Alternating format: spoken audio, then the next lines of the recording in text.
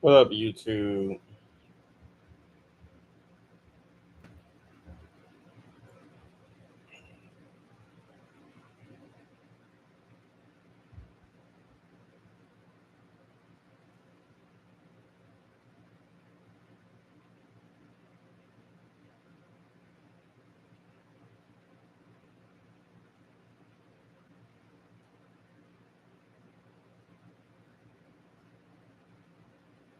So, I decided to get on YouTube because I was on Facebook and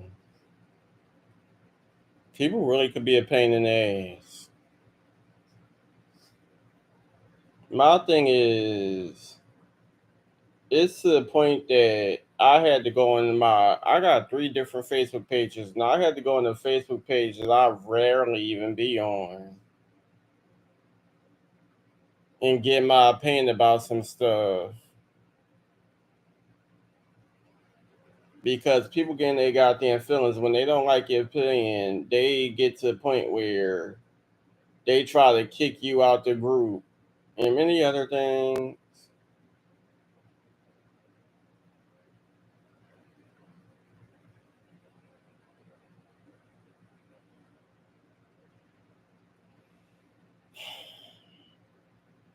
So what had happened was,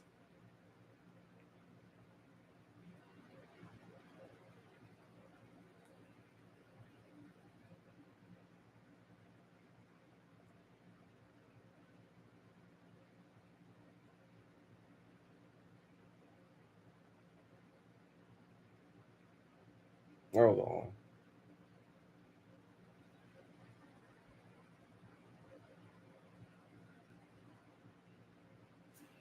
So what happened was I was on the Facebook group and I was a little upset with a grade I got. I mean, it's a passing grade, but still, I just had my own reasons to be a little upset with the grade I got after I explained that I needed some help with certain stuff in order to do an assignment. So I went to a Facebook group and I pretty much was letting it be known that I was upset with the grade and why I was upset. I personally feel like in this Facebook group that I am in,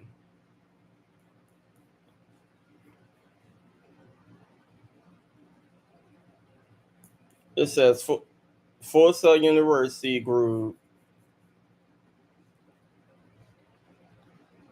It says about this group was created as a grassroots movement for Full Sail students to get to know each other and help look for prospective employees, partners, and investors. Full Sail University has got some amazing programs and amazing talent coming from all over the world. The opportunities are endless, and we should all take advantage of being part of a new group of people. This group is not managed by Full Sail University, but rather a group of students, alumni, and prospective students and their families. The opinions expressed within the group may not be reflective of the opinions or policies of Full Sail University.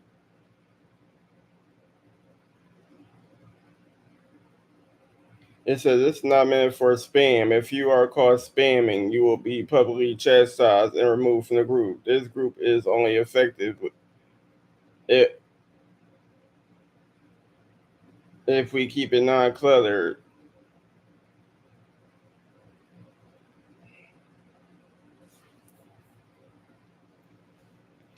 Spam in this group is considered post music videos, songs, bar and club events, music events. Also, any link must be accompanied by a written message as to why you are posting the link. Okay, so that's all the information about the group. So I personally felt like this is a group where all the students could let it be known what they going through, how their experiences with Full Sail and stuff like that, and get advice.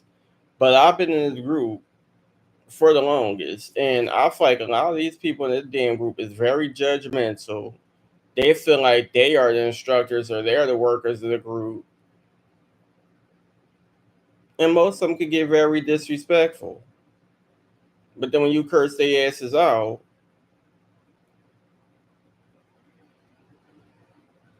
they want to get mad.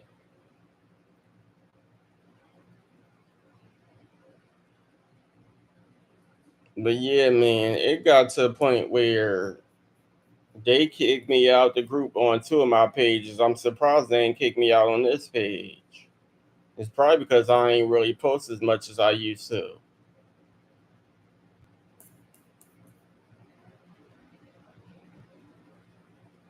But I swear I can't stand some of these people in this group.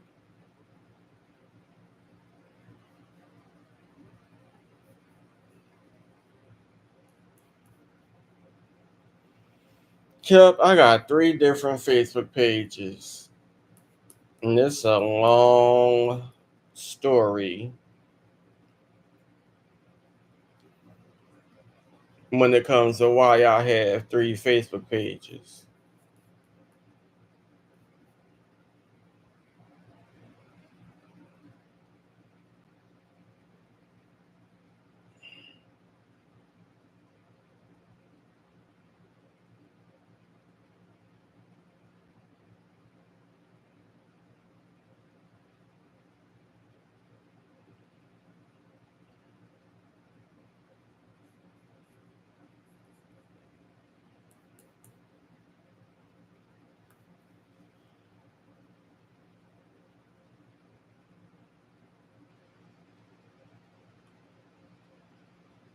And I swear, people get on my damn nerves.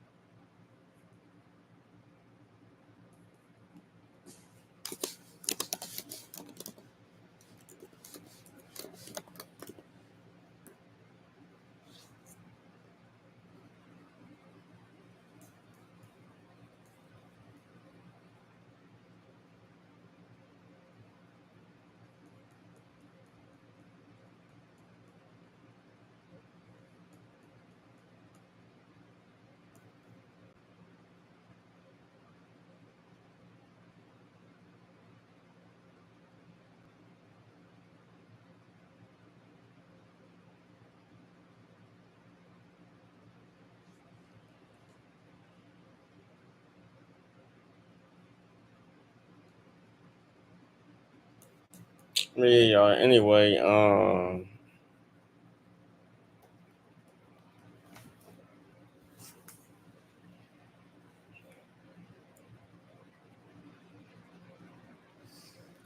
I was just irritated because I told my instructor, look,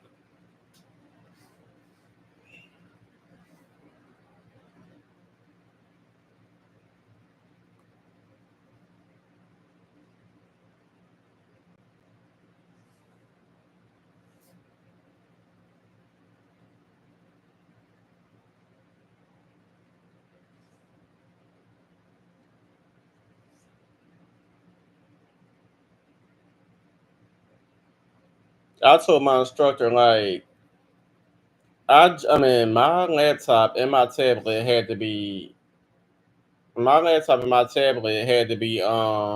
repaired from Apple Repair.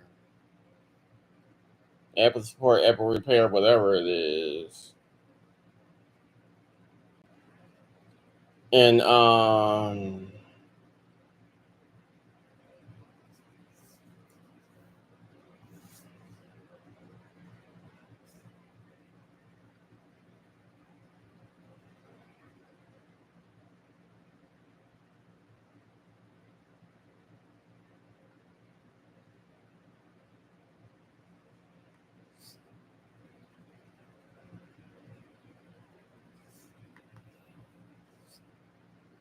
It got to the point where they had to fix my laptop because when they got it back to me, my internet or nothing was working. I couldn't sign into nothing. My internet wasn't working, and they did what they should have did the first time they brought it back to me.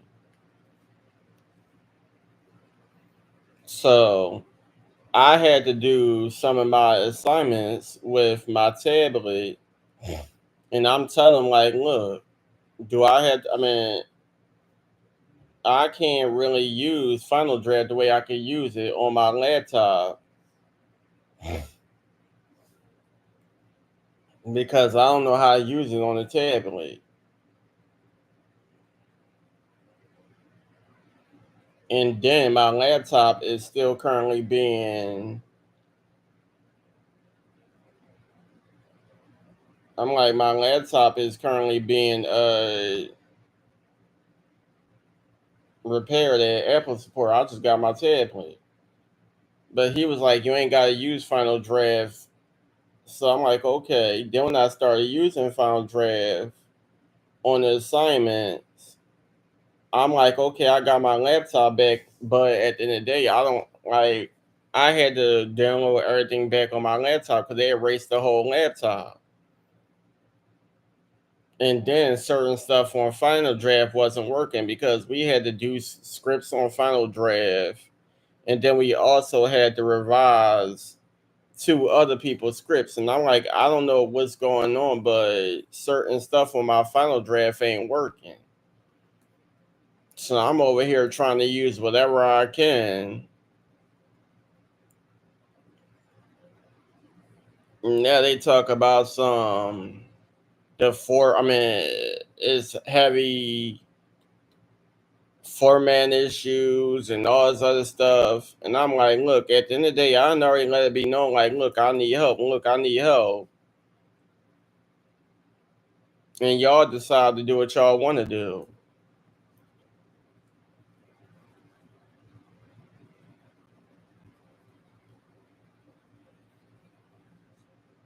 So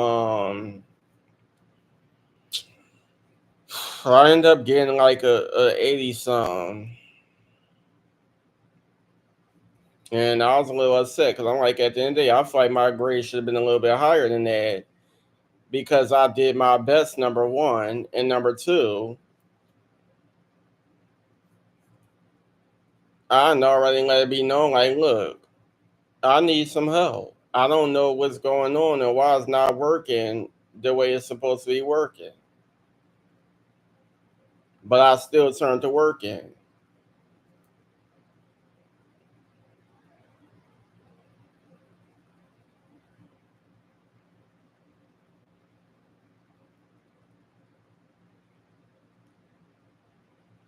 I mean, yeah, they pretty much do what they want to do. So, I mean, I got a passing grade or whatever. It's just that it's not as high as I think it should have been. But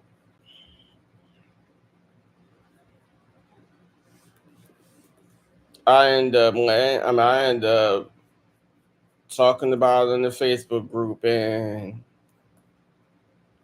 you got people that want to get under your skin as if they can't get cussed out.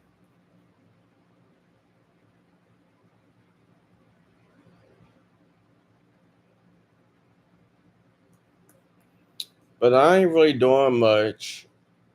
I don't know what to do. I'm bored.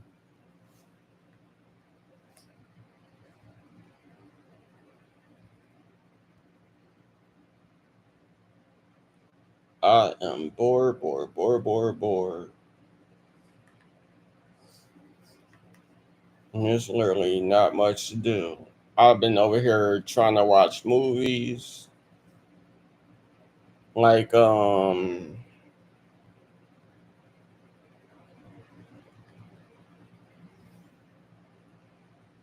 stuff on Tubi. I done watched some Jimi Hendrix movie. I done watched both the Aretha Franklin movies. I done watched What's Love Got to Do with It. I done watched the Players Club last night. I don't watch what else? Wild Fools Fall in Love. I'm gonna watch Get On Up. That's a James Brown movie. Watch a few things.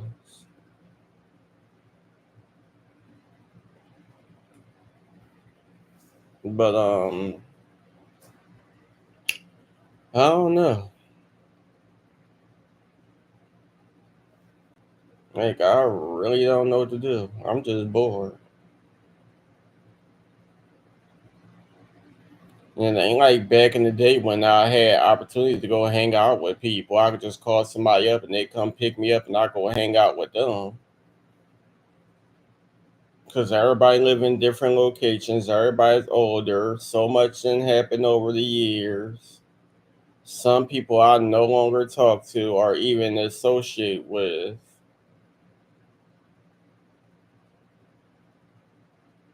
But back then, yeah, I was the type of person to call somebody up, maybe a family member or somebody, and go and hang out at their house with them and stuff like that. But now that I'm older, I'm pretty antisocial. Sometimes I like to be myself, but then I get bored. And even though I got 3 Facebook pages, I'll be on Facebook and nobody reach out, so I don't reach out to them.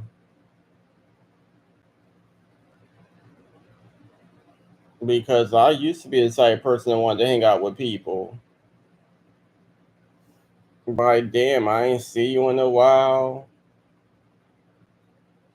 I'm the type of person like with cousins. I ain't see you in a while.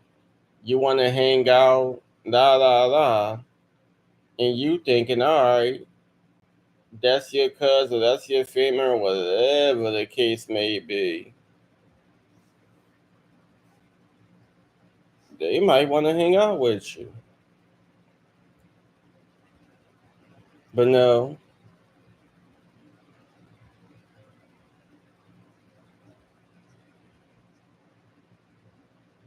they get to acting like they got something better to do.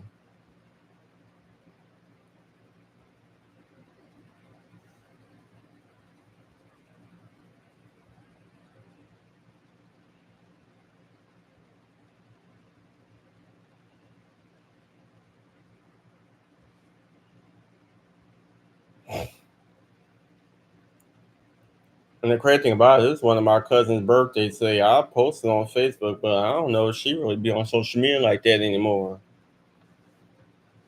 But anyway, speaking of my cousin, I remember one time like years ago,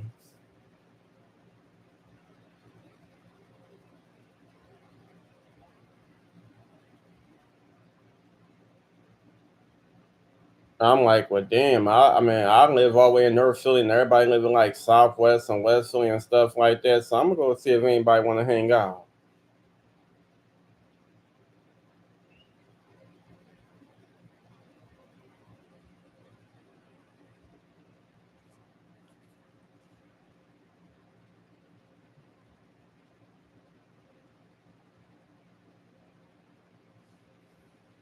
But what was I saying? Oh yeah,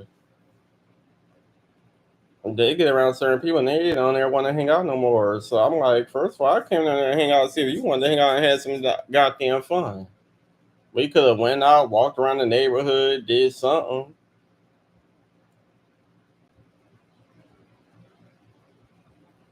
That's why I say, like, although I was the type of person that like to be around girls more than guys, you can't be around them because they want to do shit, and then they want to do shit and want to be sneaky, and they don't want you around.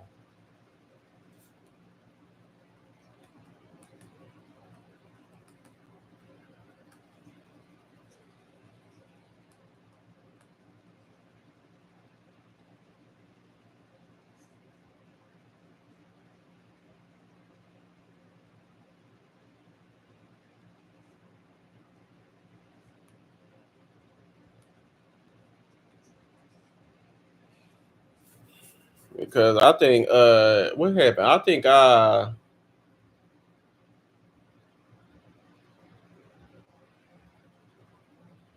remember one time.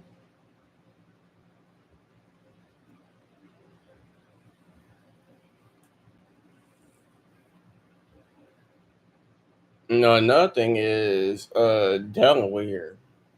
Because I had the experience in Delaware too. I'm like, first of all, y'all called me to come down here and hang with y'all, and then when I come down here, now y'all acting weird.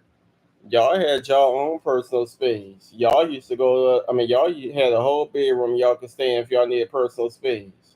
Why change your bedroom to downstairs and then still be expecting company? And then when company come over, now y'all talk about some y'all need personal space, but y'all should kept y'all asses upstairs. Ain't nobody tell y'all to invite a million of people over and then get mad because y'all ain't got no personal space.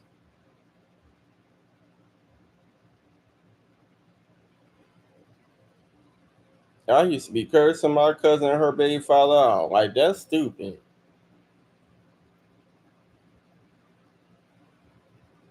You got two people that y'all invite over sleep in the living room with, then all the kids in the mix of the living room and the dining room.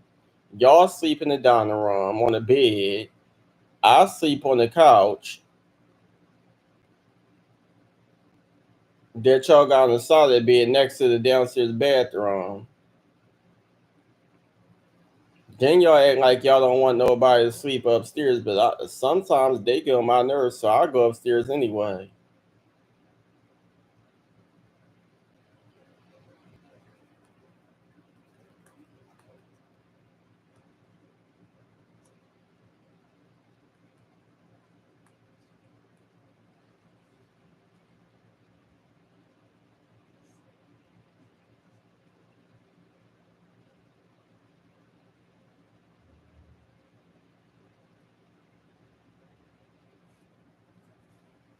I did. Like, they used to really go on my damn nerves. Like, don't get me wrong, we used to have fun hanging out, going to the mall.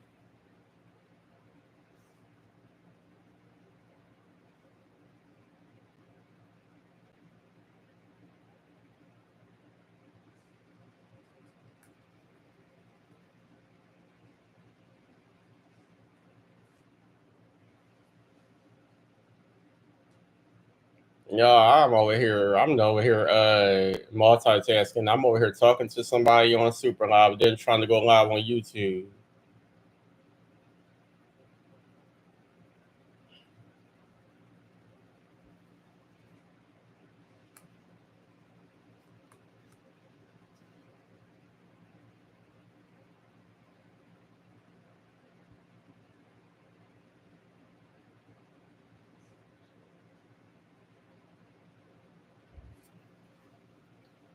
But yeah,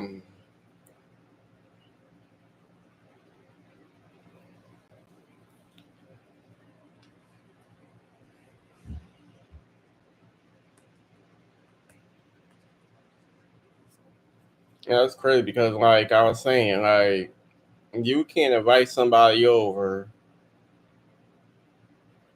and then make them uncomfortable. I don't like that shit. That's why now that I'm older, I stay to myself. I think the most I ever did was went with my sister.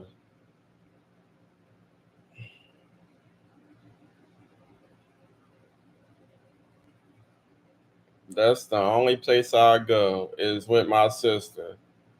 Other than that, I don't hang with nobody. I don't spend night in nobody's house. I don't go out.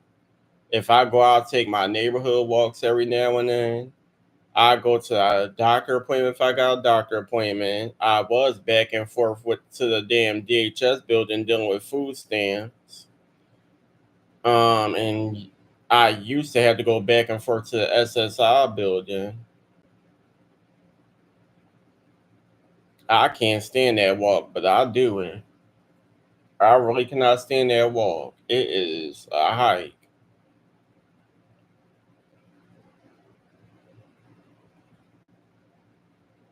But me, I'm the type of person where I'm like a car. If I got if my phone gotta be fully charged, it gotta have data, and I would if I got a phone and it got data, I'll take that walk. I will walk because I want to make sure that look, my phone's fully charged. I could get to where I need to go, and when I finally get to where I need to go, I could find a place to charge my phone.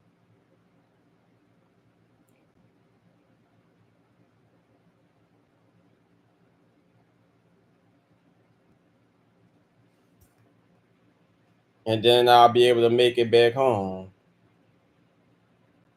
But the thing is, with the DHS building, I know how to get there without even using GPS because I mean, yeah, I had a little trouble, so I had to double check, but I mean, like, I still kind of know how to get there without using the GPS. It's just certain blocks I might mess up walking down. But then there's certain stuff that I see that I remember. I'm like, okay, so now all I gotta do is just walk straight. I just hate that walk because it's a hike. And you gotta walk all the way to that building. Then you gotta sit there for hours until somebody call your name. And I don't like being places by myself. That's probably what irritates me. The DHS building, they got a security guard that pats you down and stuff. I don't know if they got the same thing in the SSI building because I ain't been in the SSI building in a minute. But I know for sure they just started searching people in the DHS building.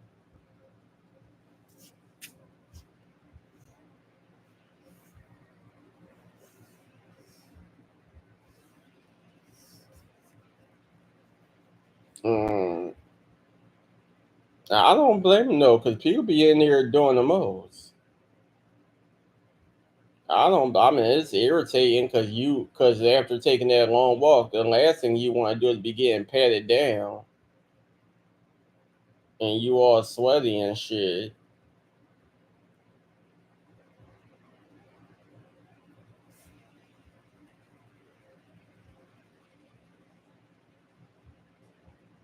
But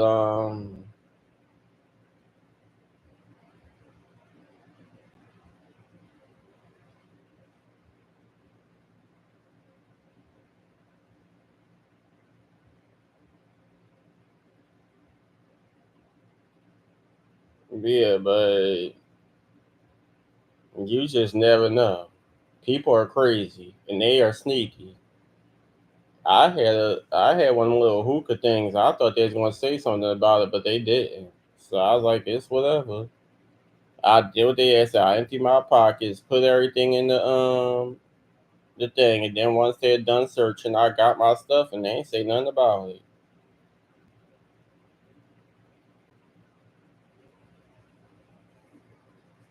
So I said, okay.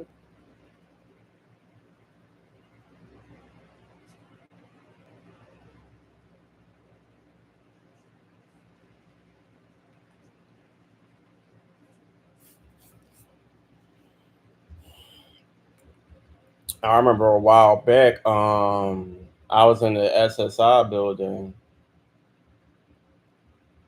and I think somebody had a crack pipe or something that fell out their pocket,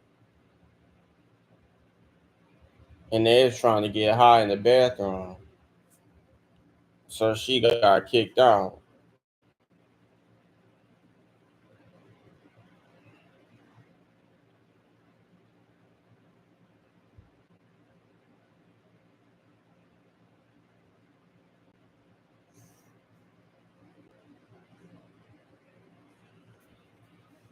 Yeah, that is the crazy thing that people do on these apps.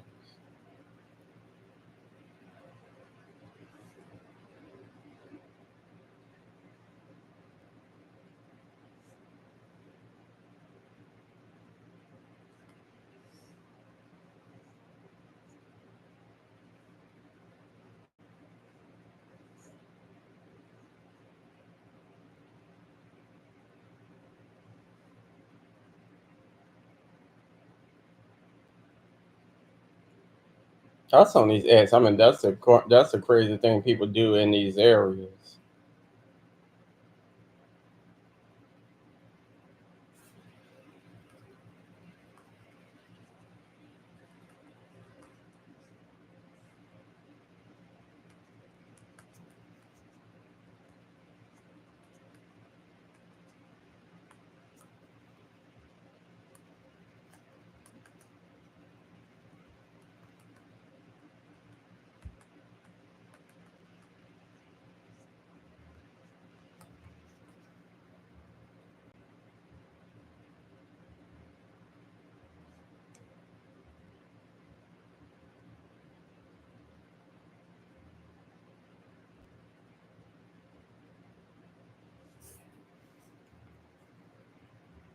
Then another time, no, most recent. I think the last time it probably was the last time I went to the DHS building.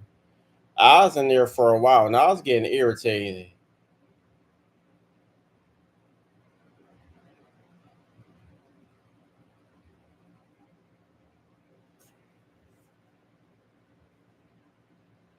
Just,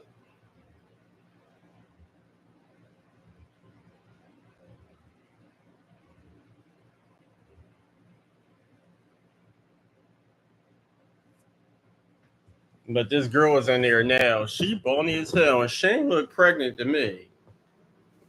And she is sitting like maybe like 2 or 3 rows in front of me, although the chairs is all over the place. And people was in there snapping, arguing, damn near trying to fight, standing in lines for a long time, snapping about the people that had to stand in lines for a long time. They're snapping about it taking forever for their names to get called. Someone was snapping about talk about certain areas in the DHS building was stinking, and people was taking shits in the bathroom and leaving the door open. It was crazy. But this one girl, like I said, she's bony as hell. And she was getting mad, talk about some she pregnant, she shouldn't have to wait so long for her name to get called so they could cut her stuff back on. Girl, you ain't like they gonna cut your stuff back on that like that day soon as you walk out the building, your SSI I'm not your SSI, your food stamps gonna get cut on. No, that is not how it works. When I walked out the building, my food stamps got cut on the day after. So you still gonna be hungry. And then you had all them people that came in there that you was hugging on. You should ask that nigga that you was hugging on to get you something to eat. There's several poppy stores nearby. It's actually a poppy store. I ain't gonna give the full location, but it's actually a poppy store like right across the street, not too far from the building. He could have got you a platter.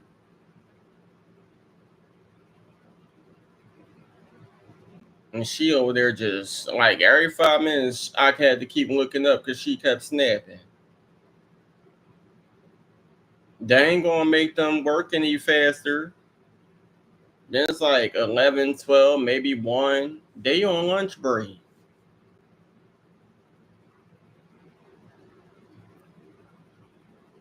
I can't stand people like that. They're just loud and ignorant for no reason at all, trying to cause attention.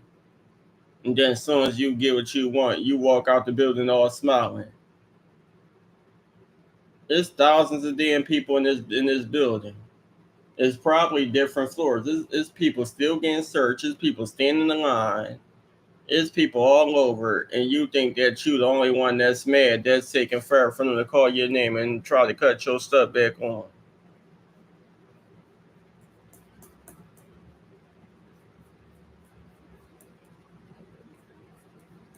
Then you got people they getting mad and yelling because people are still standing in line. Bitch, you need to mind your business. You better be lucky that you sitting down.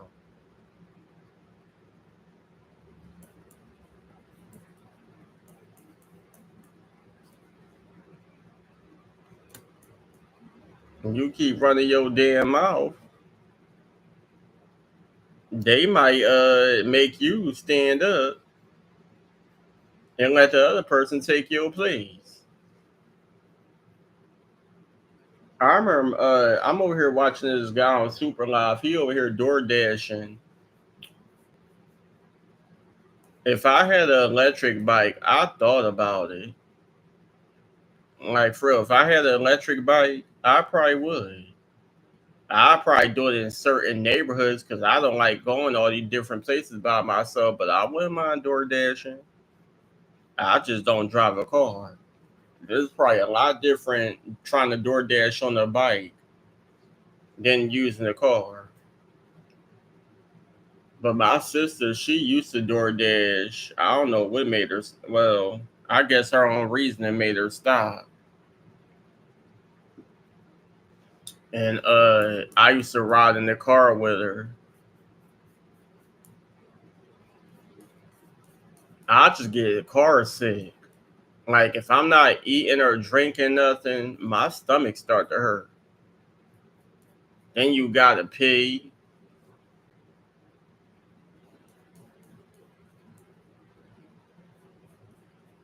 And she the type person where I think my sister type person where she's still door dashing.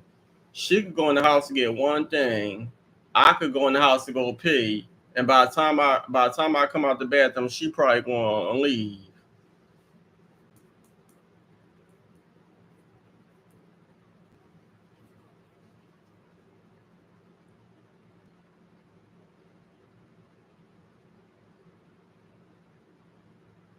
Then another thing that used to get on my nerves is I like to wear hoodies and stuff. I don't care how hot it is. If I'm sitting in the car and I ain't going nowhere special, I'ma wear what I want. Ain't nobody seeing me. I don't want to be seen for nobody, so I'ma wear what I want, especially if I'm just sitting in the car.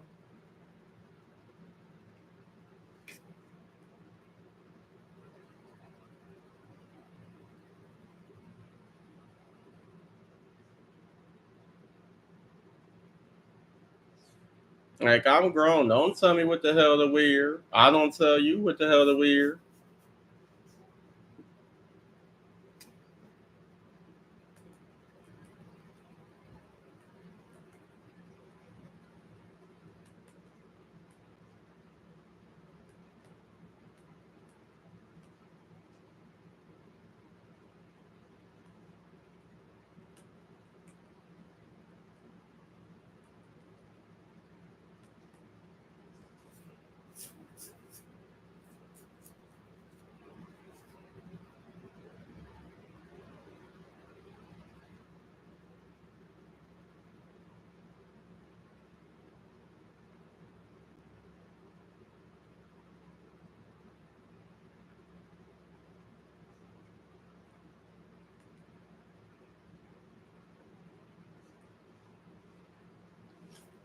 What was I about to say?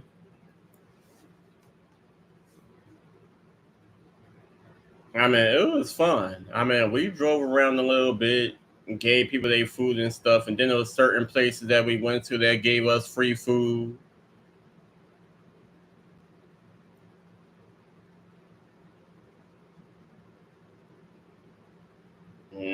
My sister used to leave the fries and stuff in the car. Your ass want to be standing in the restaurant waiting for a long time. You better be lucky if there's any fries left by the time you get back in the car. And the crazy thing about it is, I really don't care for Wingstop food because I feel like they chicken tastes bubblegummy, like it tastes rubbery. So I never did care for Wingstop, and I don't know if there's any other wings. I don't know if it was just that Wingstop I went to, but I just be feeling like they chicken not all the way cooked. It tastes very rubbery. But I think she went to Wingstop one time, and the fries was pretty good. I just ain't care for their chicken. I don't like Wingstop chicken. I don't like. We got this one store called I think it's called One and Done. It's a pizza store. The way they make chicken is nasty.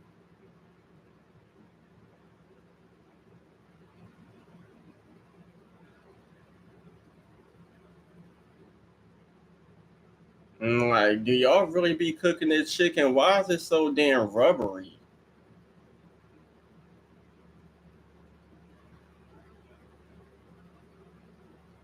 shit, I go to the I go to the ShopRite or the Poppy store somewhere and get the damn flour for y'all.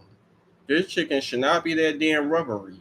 It do not taste cooked. It tastes like y'all halfway cooked it, put in the microwave, threw some sauce on it, and was like, here.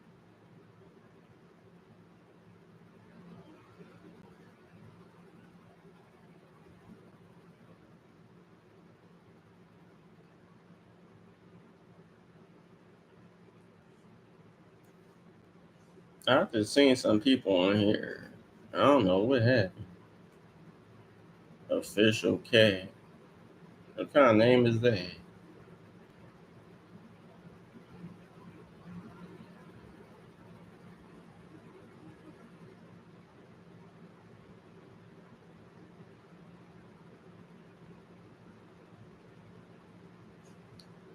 Y'all want to know another thing I hate that people do? Especially in a lot of these North Philly restaurants, not restaurants, but like places like Wingstop, McDonald's, and shit like that. I don't know who the bosses be in these buildings, but why like y'all just hire anybody? And these probably people that have been in jail before, been out in the hood, and just finding like a little quick job because they can't get a job anywhere else or whatever their life story is. I don't want to go in a place and you got a bunch of hood ass niggas and raggedy ass bitches all cussing, screaming, yelling, spitting, pants sagging, no gloves on, and y'all serving my food. That's why I don't like Wingstop, because when I went to Wingstop, that's exactly what I seen. You just got a whole bunch of niggas back there, and y'all know. I know YouTube don't like when people say certain words. Look, anyway, but you got a whole bunch of young people back there, and all you see is asses hanging out, drawers, people hands in their pants, no gloves. And they sitting over here trying to serve your food. I'm like, nigga, if you don't pull your pants up, get that hand sanitizer, put some gloves on, and make my food over. That's why I don't. That's exactly why I never chose to get a job in one of these fast food stores, because I'll be mad. I'll be mad and I'll be snitching on people, and I wouldn't care. That's so unprofessional. And I had a job in the cafeteria before. I used to work in the Moss Rehab cafeteria. I didn't do nothing but like uh serve people they fruit cups and stuff. But I used to work in the kitchen. Then they switched me to, I guess, janitor work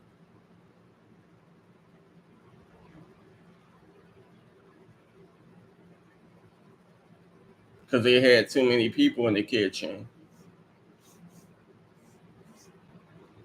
But yeah, I was a young buck. I was only like 15, 16, so I couldn't cook nothing. All they did was make me sort out the fruit cups and put the fruit in the fruit cups and stuff like that.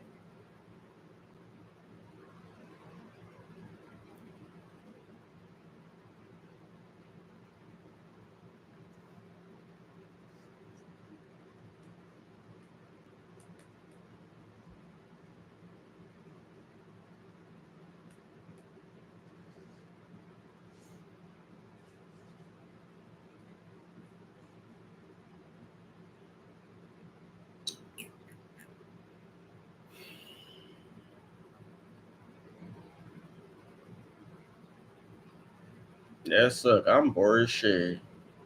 I'm so used to a certain someone calling. But I gotta keep reminding myself, nigga, you ain't talked to him since December. He ain't calling you no time soon.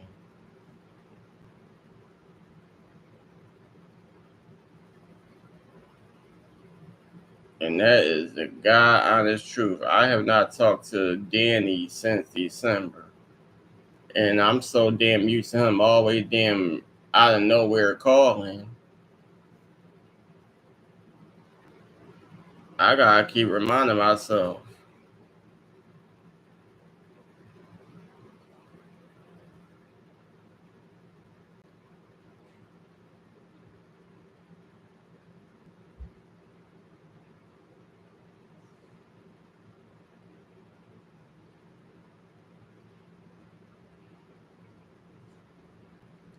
Like, bruh,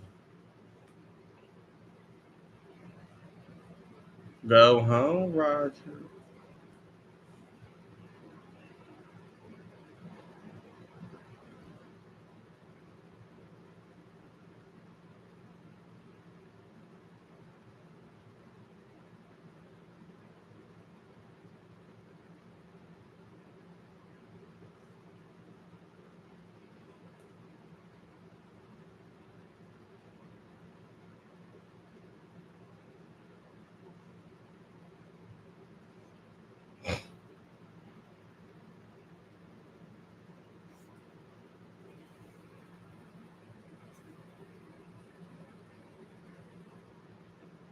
Uh,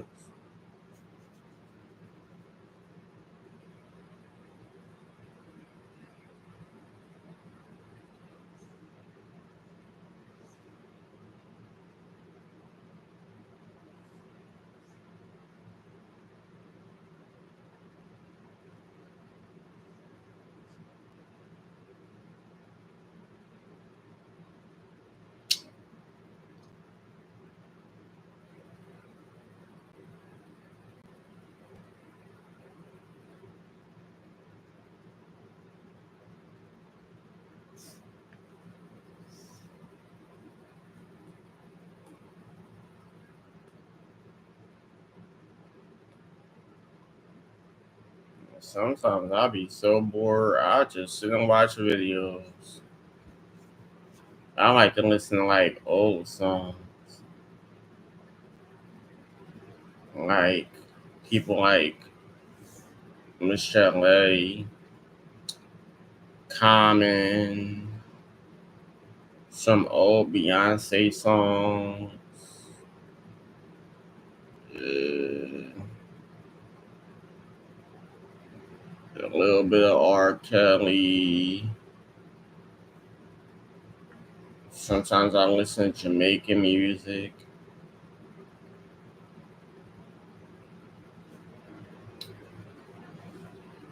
Why my sister had an audition? Let me tell you what my sister did. So she had like she ain't got my phone number already. Now I had to find hers because I thought I forgot it, or I thought she had a whole nother phone number. I had to find hers. This child had the audacity to cash at me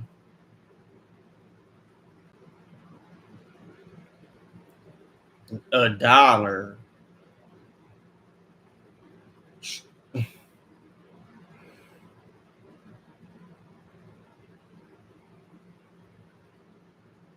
She cashed at me $1.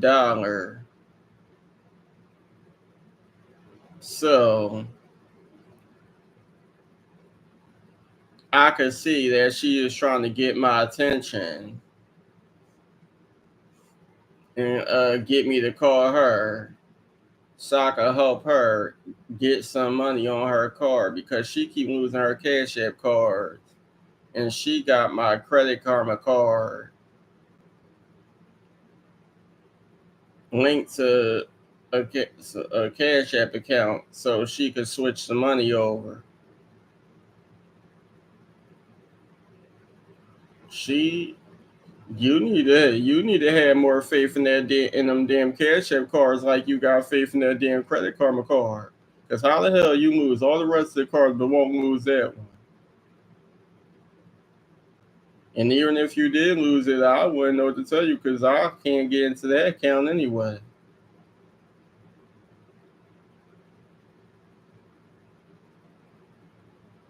I surely cannot.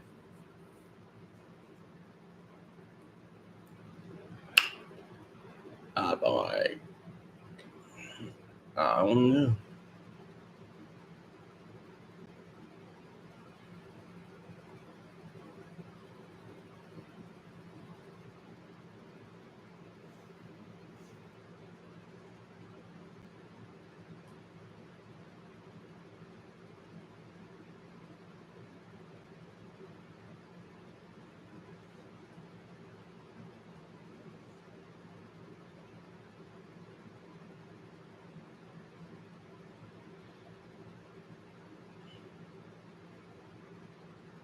Oh, yeah, I got a story to tell y'all, YouTube. So I'm over here on this app called Super Live, and it's a broadcasting app where you could just talk to random people around the world. This is why I don't trust certain people because you just never know nowadays. You really just never know. You just never know.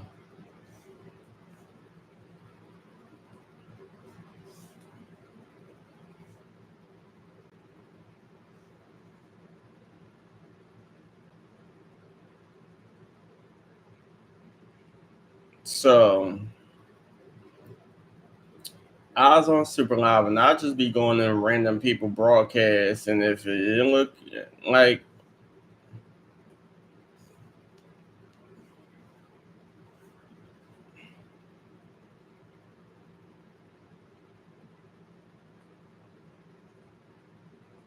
if it like you somebody worth talking to, I don't mind talking to people because I love making friends. I do.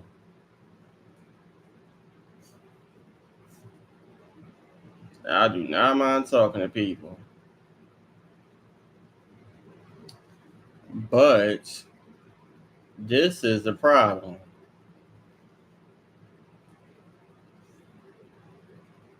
This is a problem.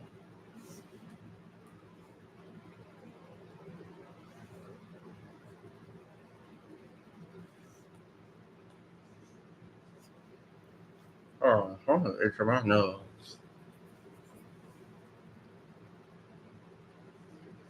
See, I can't get straight out. So anyway, it was just one guy who was on here, and I guess with a lot of people, they be new, and they be like, "Oh, I heard about this app from a friend, or I heard about this app from this, or I heard about this app from that." So I'm like, "Okay," and I'm a person where I've been on the app for a good minute, so I just tell people what I'm used to seeing on the app and how I'm used to seeing people operate on the app. You could choose to do what you want to do. I'm just going by what I'm seeing.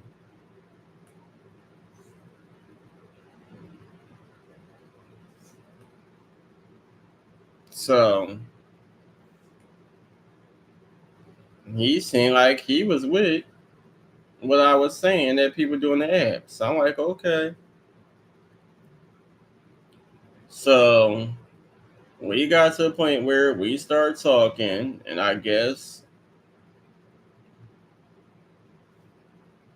becoming friends or whatever.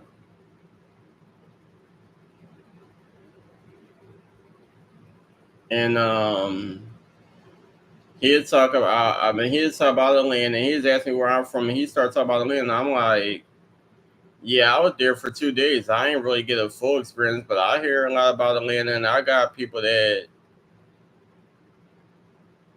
on other platforms like live streams that I talk to that's in Atlanta. And plus, I know about the Atlanta tea. I know that there's a lot of tea clocking in Atlanta. If anybody know what I mean, where a lot of these niggas be walking around with whole families, children, baby moms, and whatever, and they really be looking for the niggas. Anyway, so with that being said,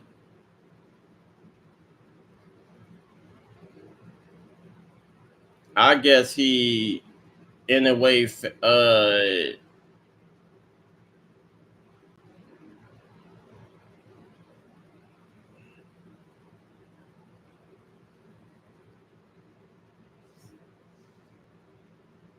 like he do his one too.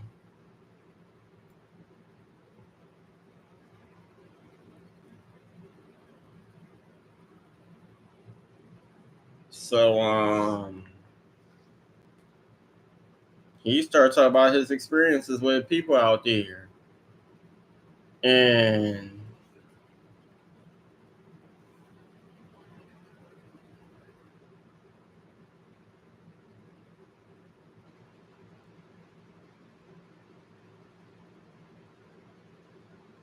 I'm just listening.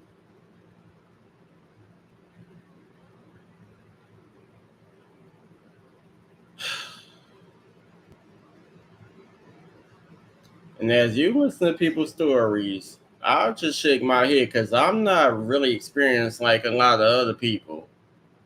You got people that be out here prostituting. They be out here on these dating apps like Plenty of Fish and all these other apps looking for dudes. And they be like, oh, you got your own car, you got your own crib, do you live by yourself, da da da. And it's just that you mess around with a random ass person like a prostitute just to do your quick one too. And then it's whatever.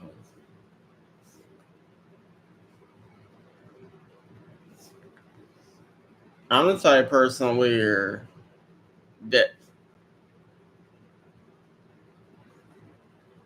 I'm the type of person where like, look, I'm looking for a serious relationship. I'm in my 30s. All that quick 1-2 shit that people do when like y'all in y'all teens and y'all in y'all teens and y'all 20s. Or like if y'all, I don't know. It's a lot of people that's a lot older than that do it, but no. I'm the type of person where I want to be in a serious relationship. I want to find somebody that I could be cool with at first, and then get to that point where we're in a serious relationship and we plan on getting married. I could trust you, like to a point where,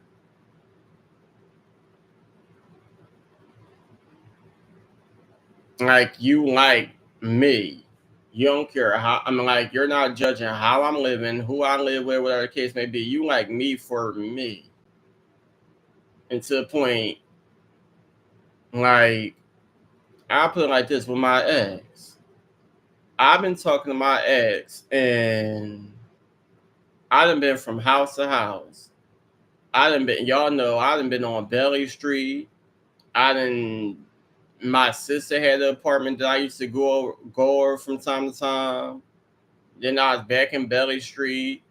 I was in Delaware. I was then after Belly Street I moved to West Philly, and that's when, and like that's around the time me and my ex started dating. Anyway, so he knew everything because I like we was really cool. We was really cool, and I wasn't afraid to tell him nothing. So you knew that I did. You knew that I wasn't living in my own crib. I wasn't living by myself or nothing like that. And you act like you still had some interest in me. And I didn't think you would be judgmental because you wasn't giving me those vibes. So we known each other for about a good 2 or 3 years before we even thought about meeting each other in person, and whatever happened. Anyway, so that's why you can't trust people, because they could be one way one minute and then do a whole nother thing the next.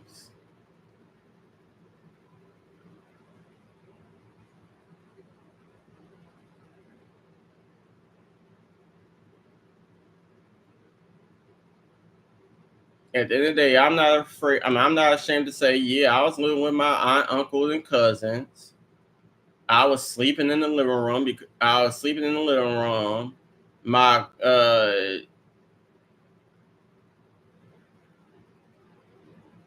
my clothes and stuff was in the dining room where my uncle slept, and this nigga ain't there get a chance to really experience being inside the house.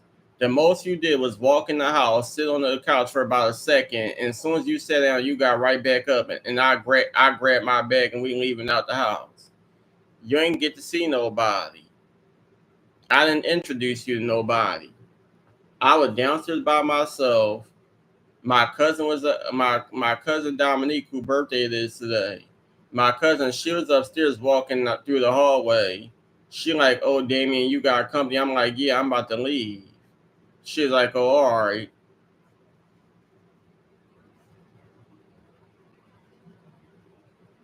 I ain't introduced him to nobody or nothing. I don't ever think I really told anybody that I was dating or planning on doing this or that. That's why in the beginning, my aunt kept thinking that I was coming to my mom's house, and I had to be like, "No, I'm actually with somebody. I'm in New Jersey." Because my aunt, she's going to Atlantic City. I'm like, "Well, you going to where you going, and I'm pretty much in the same area, just a different location."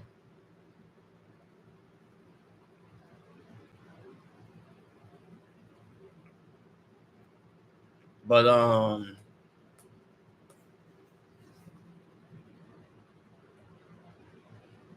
but yeah, my ex, he pretty much knew most of everything with what I felt comfortable enough with sharing to him. Cause I feel like I ain't got nothing to hide. Nigga, you shouldn't be worried about how I'm living and who I'm living with. I'm with you at this moment. So anyway, um,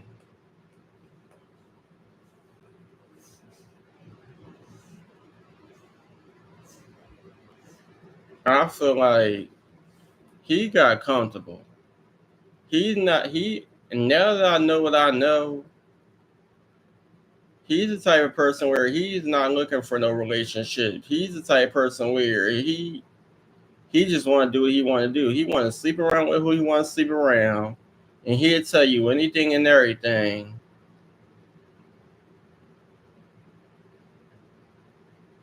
to get what he want out of you. And then once he get it, he gonna have fun with it for a while, and then eventually he gonna be ready to move on to something else. And you could choose to participate and stay if you want,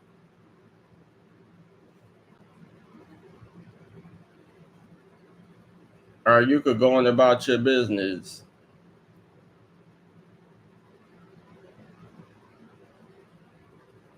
But what I personally think is he's trying to make me comfortable, taking me out to eat all the time, going to the mall, going certain places in the New Jersey area, stuff like that. And he thought that then he like, okay, he getting comfortable. So now I'm gonna let him know that I got another friend that I usually invite over.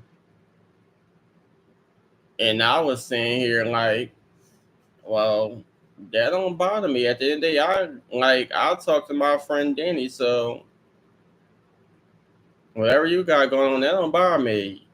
That's just a friend. I know that you be going to them little church groups and counseling and whatever else you got going on, and I can't judge you for who you hung around with before I even got in the picture.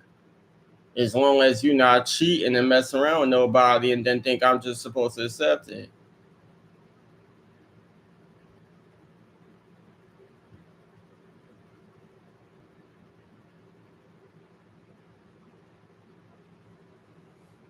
So at first, when I met the guy Ray, I knew from, and I said it before, but I'll say it again. I knew from jump something was up just by the way that he came into the house complaining about certain stuff, talking about certain stuff, and how comfortable he was with the dog. So it already gave me that vibe that you've been there plenty of time before, and something is up between y'all.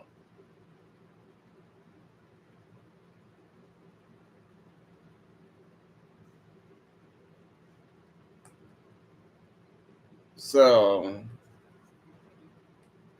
once the boy Ray left, I text him. I'm like, "Yo, what's up with you and him? Like, did y'all used to date or something? Like, what's going on?" And he ended up giving me this phony story about how they met in the mall, and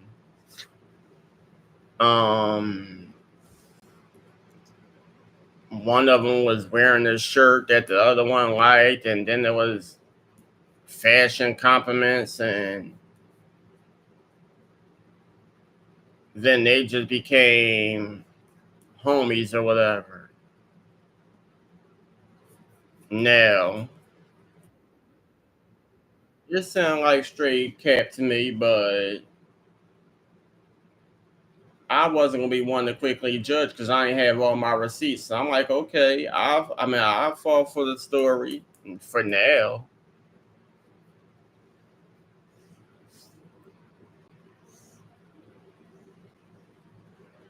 But the more that he kept inviting this Ray character over, I just started noticing certain things that would bother me. Just the way he would act out in public, the way he'd act when we in the house chilling together, the stuff he'd say, the stuff he'd complain about. It was just always something. Then it got to the point where he got too comfortable to the point where now, at the end of the day, this is the person I'm dating. I sit in the passenger seat all the time. Now he gets to the point where we all sitting in the house and he know we about to go somewhere, so he try to rush outside.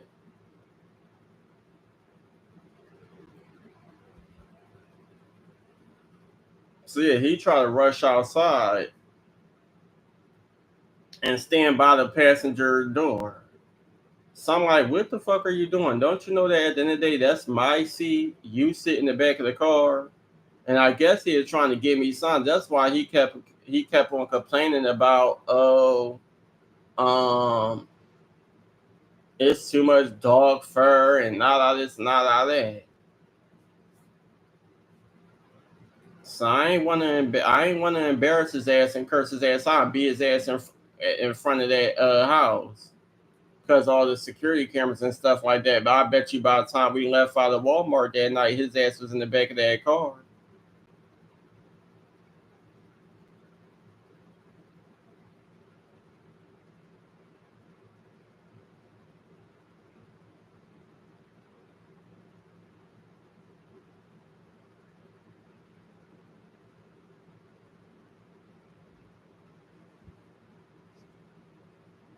But yeah, like it was just a lot of stuff that rubbed me the wrong way.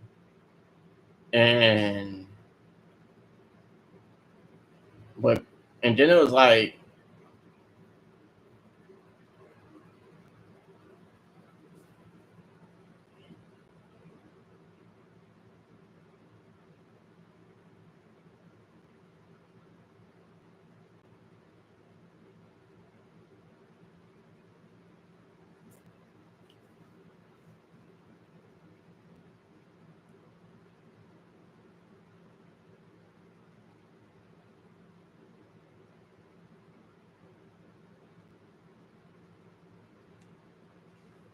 what was I saying? Oh yeah. So anyway, so it was like a double whammy.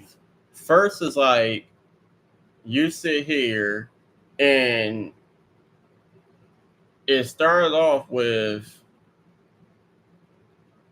it started off with the late night phone calls.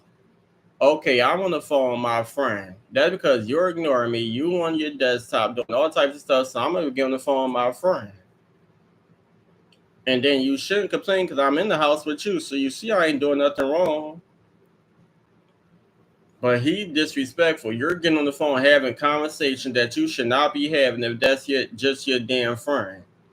But then when I confront you about it, now you want to say, "Oh, you always on the phone with Danny. You always on the phone with Danny." But I've been cool with this man, and way before me and you even started dating. Number one, number two, he's straight and in a relationship, and I'm not just on the phone with him. I'm on the phone with multiple people.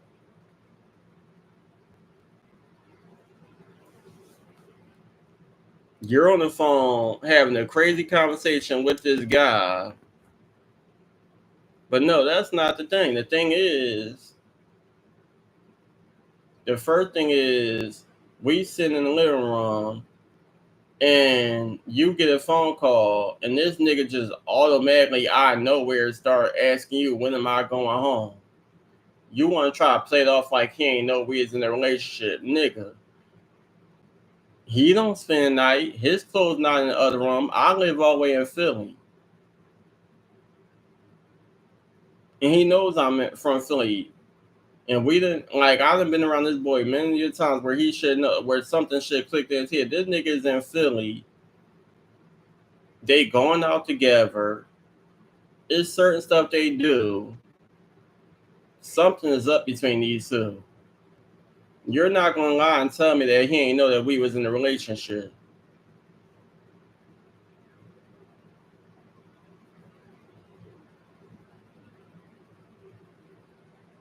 Nigga, you even paying for my food. Every time we go out to eat, you're paying for my food. The most he seen me pull money out of my pocket was the $20 you gave me every time you go to the gas station. I go get snacks or something from Family Dollar. That's the only time that boy seen me pull money out of my pocket. But other than that, this nigga is paying for my food.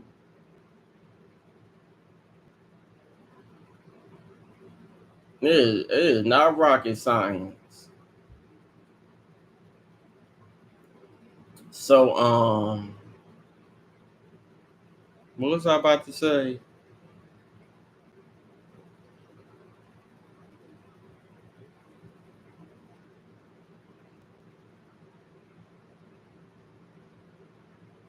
So he had the audacity to talk about something. When your little friend going home, you be acting like a bitch. You be acting scary when he there. But then when he not there, I get my feet rubbed. Then tell him he need to go home. I need my feet rubbed. You act like you don't want to do certain stuff around him. So I was like, to play a game, I'm acting like I'm not here. But I'm gonna text my ex on Facebook and I said, tell your friend to keep my name out his mouth. And if he can't call me by my first name, don't say shit at all about me. Or when next time I see him is on site. He peeked at the message, but then going to ignore me and carry on his conversation. Now, mind you, I'm not on the phone with nobody. I'm just using his laptop on Facebook. I'm not on the phone with nobody. I'm pretty much on the laptop and looking at the movie that's playing on the television. So you can't say, oh, well, I'm going to do me because you on the phone with this person, you on the phone with that person. No, because I was not on the phone with nobody. And you just carrying on with the conversation. So since you ain't going to check this motherfucker and tell him the truth, okay, I'm going to do it. And I snapped the hell out. Then all of a sudden, now all of a sudden, they want to stop talking. He ain't come over.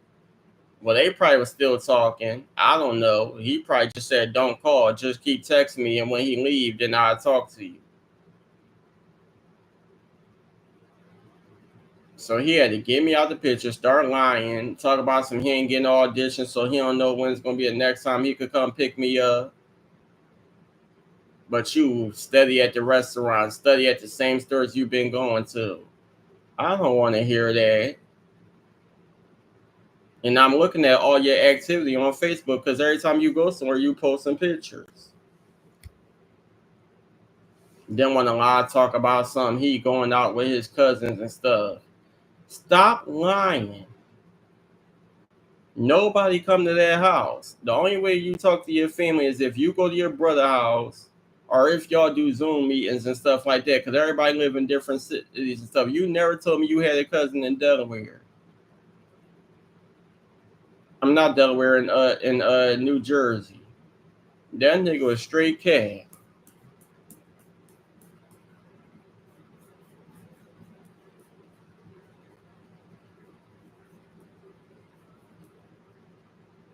And then all of a sudden, when we break up, I go on Cam 4 and you still talking to this nigga. Not just that, y'all sitting on the couch watching the Martin reunion together. And what really made me mad was the fact that when he used to come over, you used to tell me to put clothes on. So I know something was up because when I went on Cam 4, he's fully dressed sitting on the couch, but you're dressed like the way you used to dress when I was there, and you ripped up white beater and underwear sitting right next to him. And you must have knew that I was peeking in the live because as soon as I got on there, he cut the live off.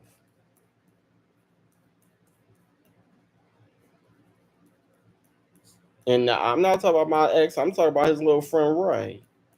Now, and the crazy thing, and that's another thing.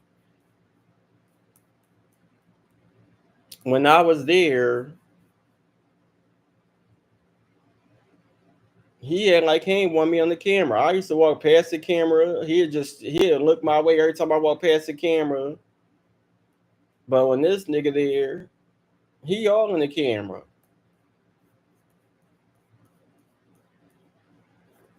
I'm telling y'all, it's crazy.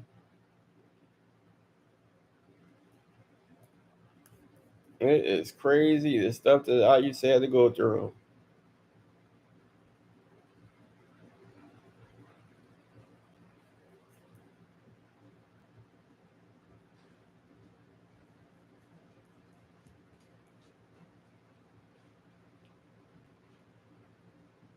But I ain't tripping though, cause the same stuff you be doing to people is gonna come back to you many times harder. Because with all that stuff that he did while we was in a relationship, okay.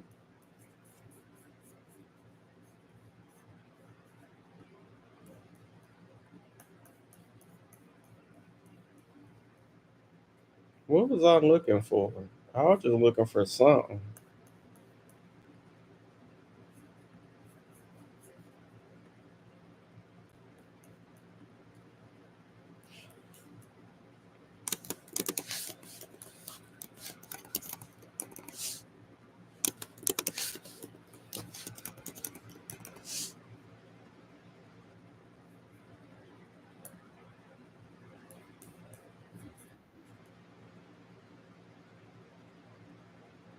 Yeah, like I was saying, all that stuff that you were doing,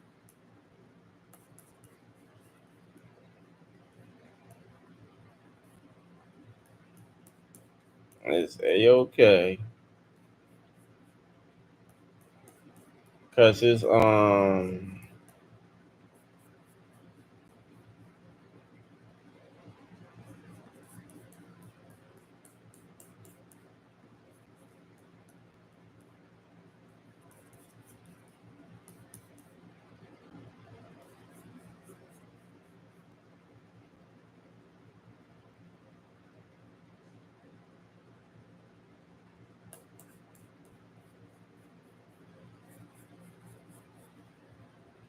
dog passed away.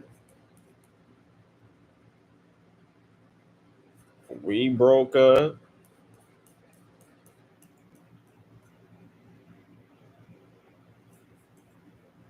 It was just a lot of stuff. I was like, it's a okay, because I'm not about to sit here and just allow you to do whatever the hell you want.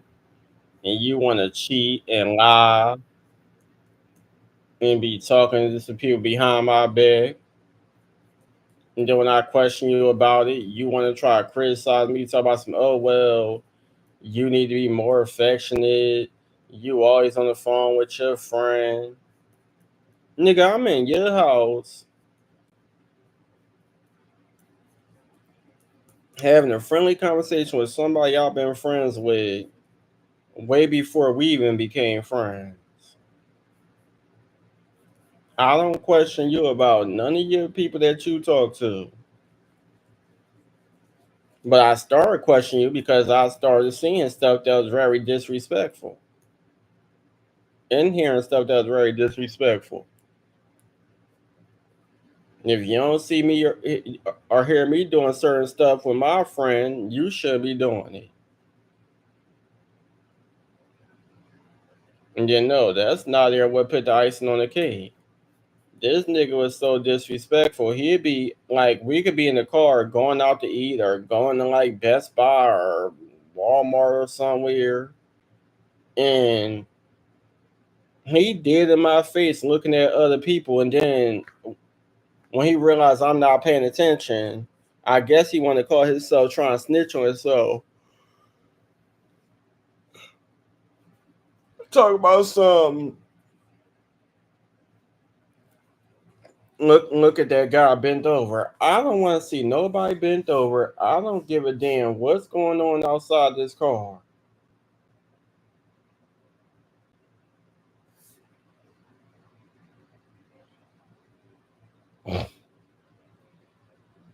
None of that interests me. Nigga, I'm out here in Delaware. We spend time together. We going out shopping. Well, you going out shopping. We go out to eat every now and then. Family Dollar, stuff like that. La la la.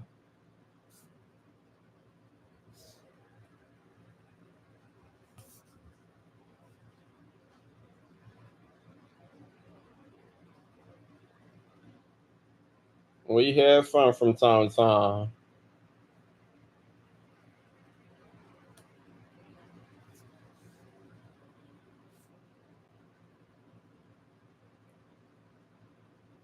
It's crazy. It really is.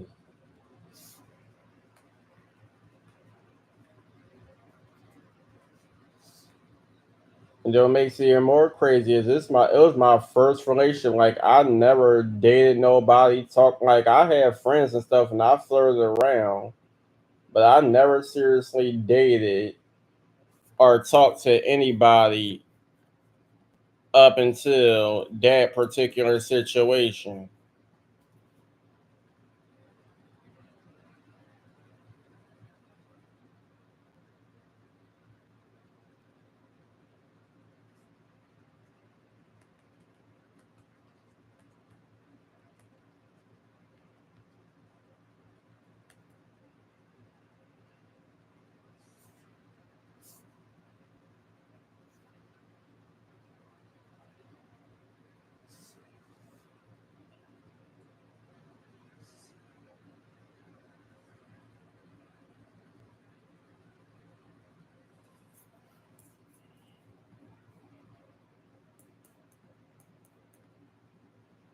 It was crazy.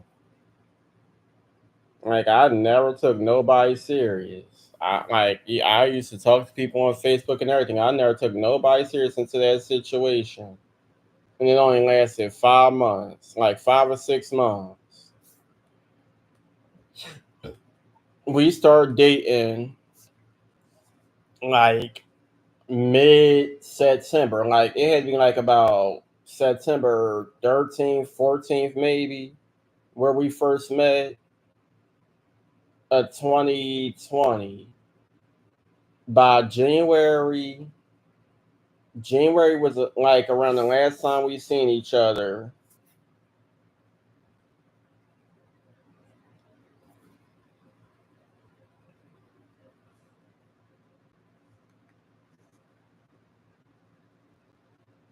February was around the time started acting weird, and by the end of February, we got in an argument on Facebook, and he called himself talking trash, so I exposed him.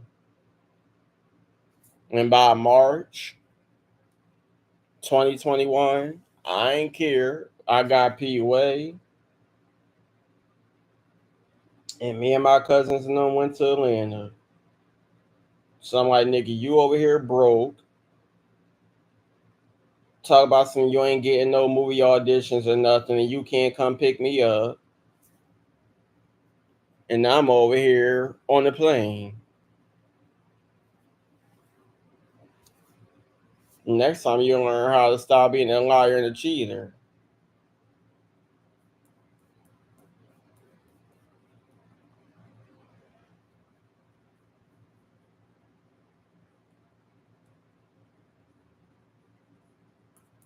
Little bastard.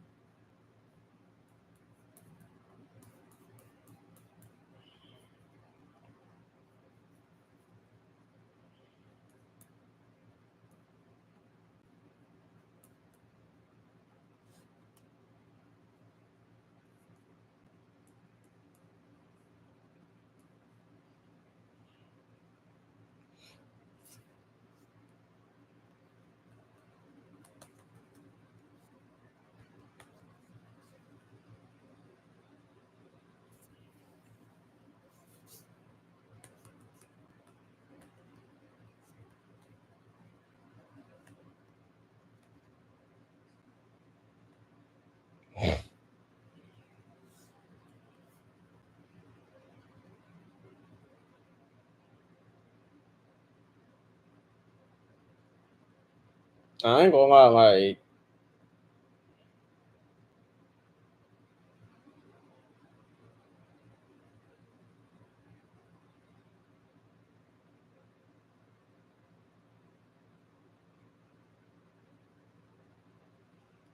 what made me mad, not just that, like what made me mad is the fact that I was irritated because it was just like a lot going on. Like a lot of crazy shit was going on around that time. And what made me even more irritated is the fact that I don't know, like I don't dang with none of those people on there. I mean, on the block I was living on my aunt block. I only associate with them because they be all outside when my aunt and them be all on the porch sitting down or whatever. But I don't really know those people on that block like that, so I don't want everybody knowing my business. Cause I'm not gonna be sitting outside by myself one day and then somebody say something slick out their mouth over something that they shouldn't have known about in the first place. And that's what made me mad because when I got PUA, everybody had their own money. They had their money way before I even got it because I was in New Jersey. I had to get back to Philly to get my PUA, and my aunt was calling me like, "Your stuff went through. You just gotta, come back to do such and such, and then everything should go through."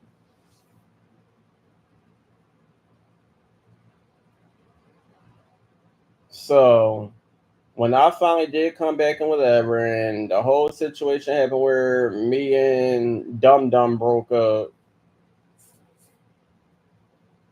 I was mad because we was going somewhere. I think we was going to the ATM machine and we was going out.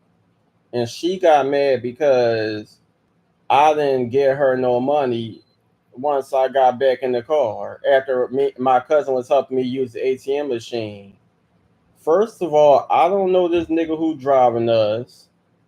I don't like everybody in my business. That these are y'all friends. I don't know him like that. And just by seeing his energy, I can already tell that he not like, yeah, I speak. I could be cordial because we all in the same block together, but I don't know y'all.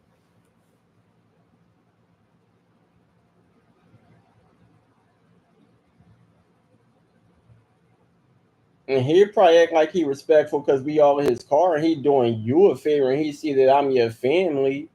But I could be outside, and it could be by myself, and it could be a whole nother situation. I don't trust these people like that. So that's why I'd rather wait until we in our own personal area, give you what you want, but no.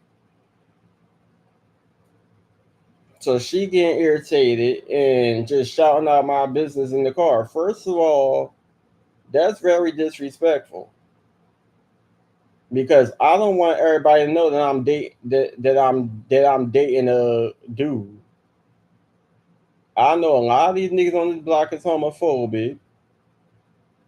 They be talking shit, and I see the way they be talking trash about everybody else. And my business is not for everybody. Now, if I talk to you or talk to my cousin, that's because y'all my family, and I've been with y'all all my life. I don't know this nigga. He could be one of those niggas that be like, "Yo, why I just found out such and such." Da, da, da, da. No,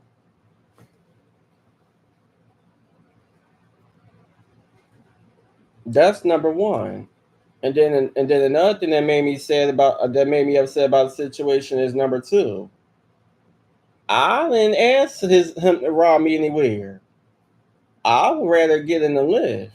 Y'all the ones who you and my cousin was the ones who asked him to ride y'all somewhere.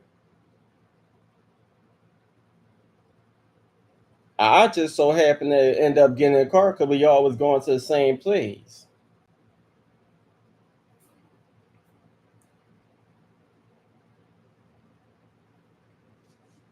What I should have been damn doing is washing any clothes I had and going to go get me some new clothes. I shouldn't have been going to nobody ATM machine or nothing. I should have been at the laundromat.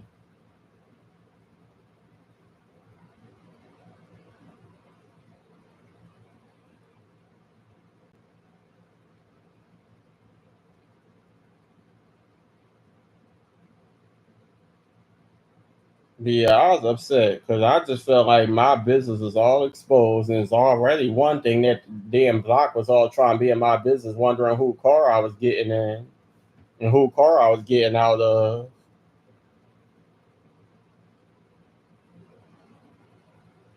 Then this nosy ass bitch next door going to talk about some.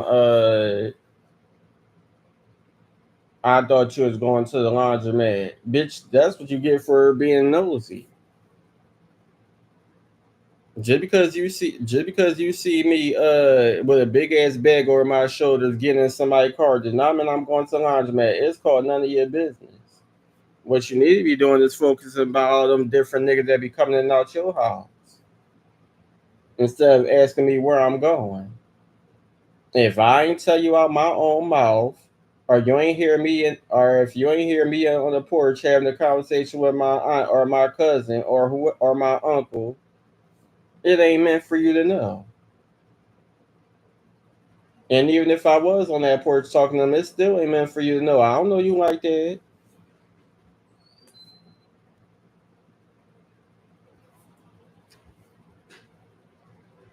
Like my cousin used to be like, I can't stand her, and I'll be sitting there like, wow, what happened? This bitch, like, I wear hoodies. I love wearing hoodies. I don't care how hot it is, how cold it is. I'm a hoodie person. I always been that way. And if I ain't got a hoodie, then I wear a hat. Then most of the time I wear a hat because I don't like the way my hair looks. That's why I used to wear wigs. It ain't had nothing to do with my sexuality or nothing like that. I wore wigs because I didn't like being out in public and my hair just looked in all types of ways. So I'll just throw a wig on. And my hair been thinning for years. And most of the time I ain't had no money to get no haircut or nothing like that. So okay. And then like not even the fact that I ain't had no money. I don't trust everybody in my hair. Because if you cut my hair and you cut it in a way that I don't like, I'm gonna be mad. And my uncle, there were times that he didn't give me the best haircut, and I was mad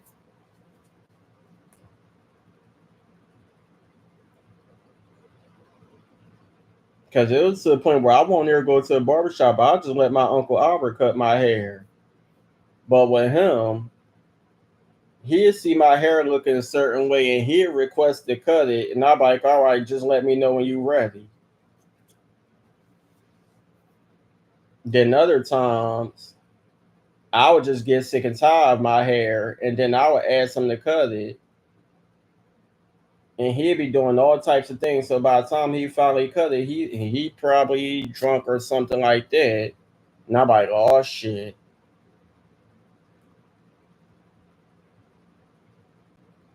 But yep, I don't let nobody my hair. I think the only two people that I'm allowed to cut my hair, other than myself, just shave my hair off, was my uncle Albert and my aunt Denise boyfriend. They the only two that I ever let touch my hair in years.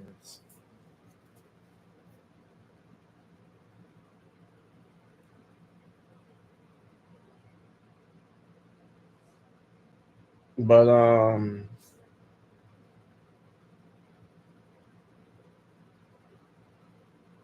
matter of fact, no, because before I went to Delaware, I went to this barber shop. I didn't like the way they did my haircut. Everybody else thought it was cute, but I didn't.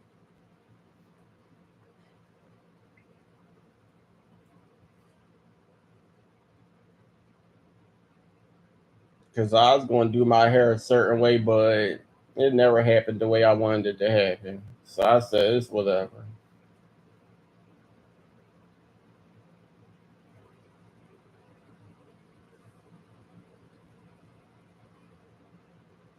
Um,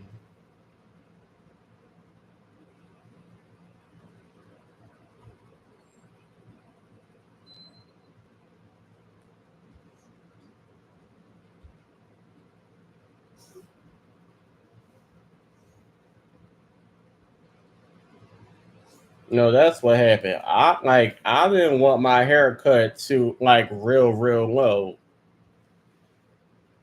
when it comes to like the long hair of the mohawk. I just wanted my side shave low because I was going to do like the rock starish mohawk and let the long hair grow out. Now I was going to keep the long hair blind and keep my sides black. But I seen this barbershop because I was looking for a different barbershop. I remember I like it was like a few different barbershops on 22nd and Lehigh.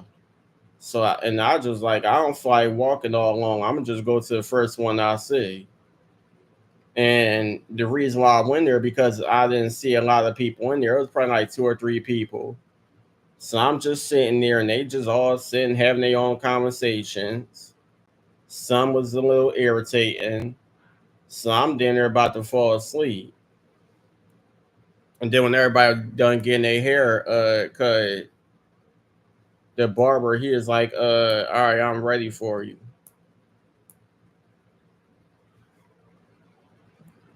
And I had already dyed my hair blonde. So I don't know if he was thinking that maybe I wanted the blonde cut off. So I'm like, no, I just want a mohawk or whatever. I was just testing him because like I wanted a mohawk, but then still I don't like everybody in my hair, and I didn't know how he cut. And then when I did used to go to a barber shop, I didn't know what to ask for. I like growing up, I used to go to a barber shop with my dad, and he would let the barber know what type of haircut to give everybody. I don't know about all the dark fade, high fade, whatever they be calling it. And I didn't want to request something and then I get it and then look a hot mess. So and then like I said, I didn't want all my hair cut off anyway. So I just said, just give me a mohawk. Um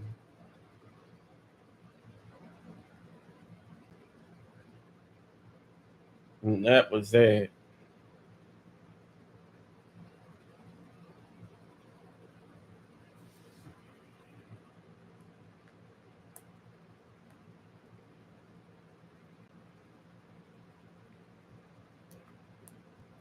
I actually planned on braiding it, but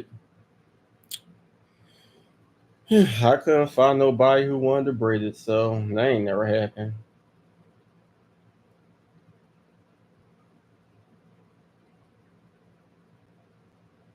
'Cause I was always doing something crazy with my hair.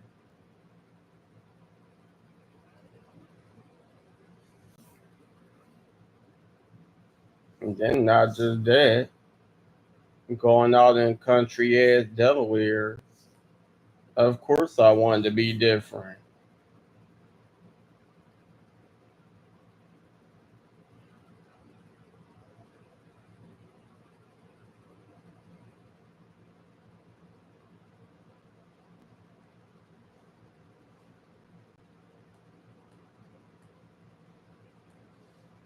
It was country. Like I still remember the first time I went out Delaware. It was country. Country, country, country. Well, where my cousin and them was living at the time, it was this big grass yard, and this lady owned like a few trucks. I think it probably was like two or three truckers. And then she had her house, and she eventually had a roommate. It was a black family, but she was racist.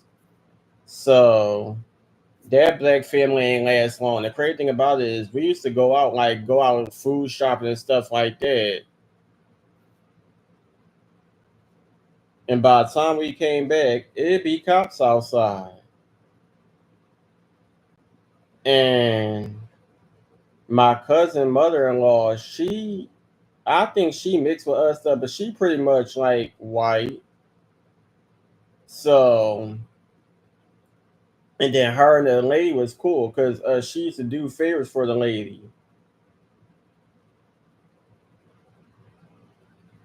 So she used to come back in the house and tell us what happened.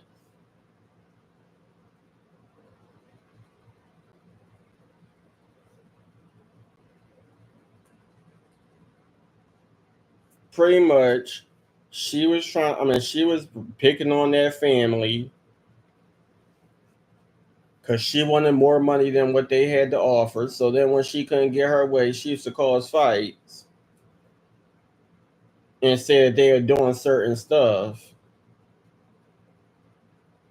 And then next thing you know, she ended up calling the cops. And I guess the family got irritated with her calling the cops. But then karma came right back on her because she had a husband, he had a dog.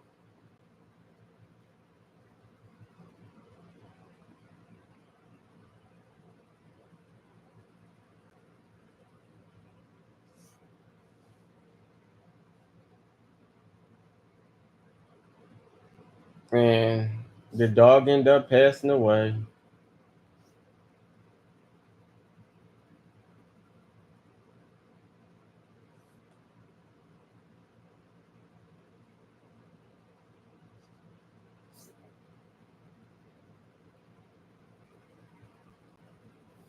It's always some crazy stuff. Like I'll just be running into people, meeting people, and stuff is always happening.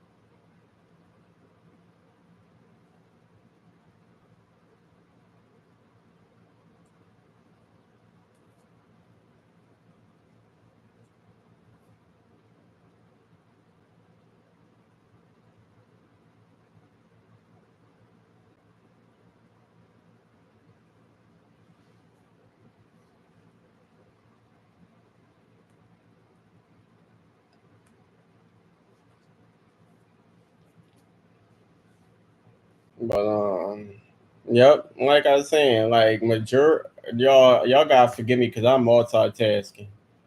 But majority of the people I meet, it's always something happening. And they used to tell me about the lady, like, oh, she seemed like she racist and stuff like that. But one time, me and my cousin went over there. I don't know, I don't remember what for, but she seemed like she was cool. I mean, they had their own experience with her. I only was around her one time. Now her husband, he was cool and he used to be outside while I was out there riding a bike or playing with uh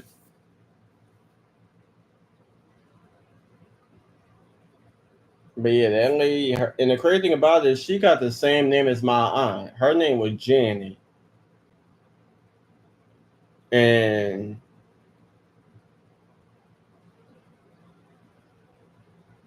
she just had that trying to look in any type of way.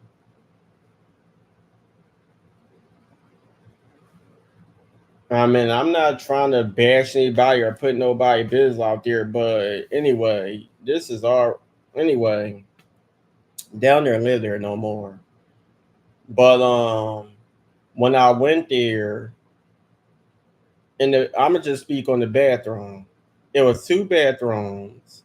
My cousin and her husband, well, her baby father, they had a bathroom. They had a restroom in their room, and then there was a bathroom for everybody, for like the whole house. Like the restroom, y'all know, it only had like inside my cousin room. It was only like a bathroom. It was a small little restroom with just a bathroom and a sink. I mean, I said bathroom. I meant a toilet and a sink. But next to my cousin's mother-in-law at the time, next to her room was the bathroom.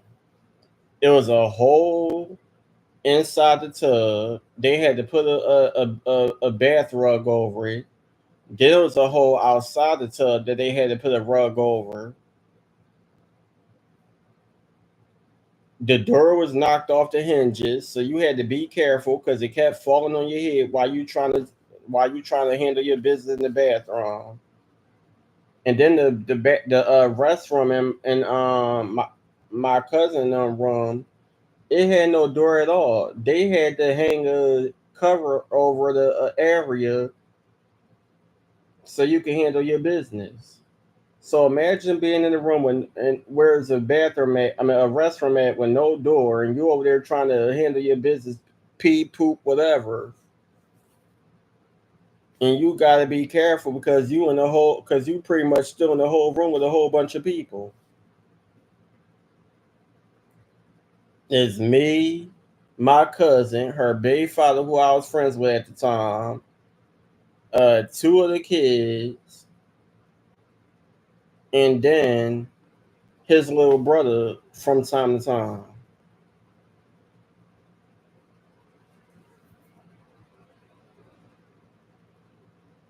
Don't get me wrong. I use the room. I mean, I use the restroom in a room sometimes. Like if I really had to go to the bathroom, but no, I'd rather use the other one. I need my privacy, even though the door was knocked off the hinges. I'll find a way to get my privacy. And then another thing is they like to do pranks and play around too much. You could try to be in the shower and they'd kick the bathroom door in. Or they'd flush the toilet from the restaurant.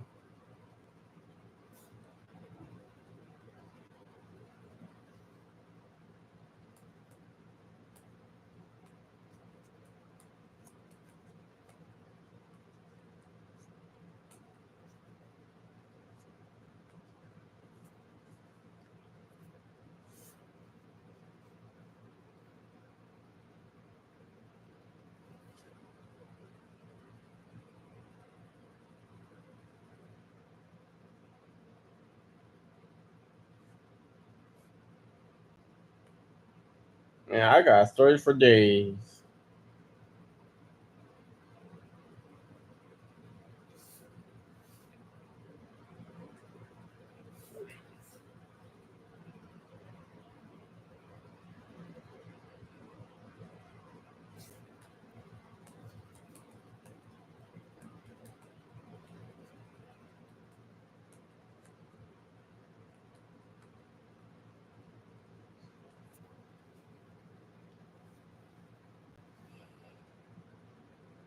But yeah, like when I first went out there, it was a big country.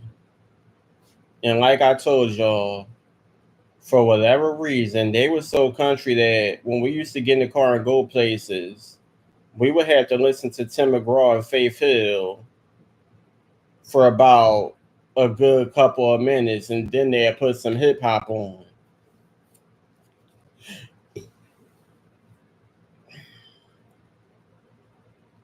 I mean, they like that song. Was it Tim McGraw and Faith Hill? It was some. I know it was Tim McGraw. It was somebody. It was a female. I think the song was called Pictures or Picture or something. They used to listen to that song over and over and over. Every time we got in the car, we had to listen to that damn song.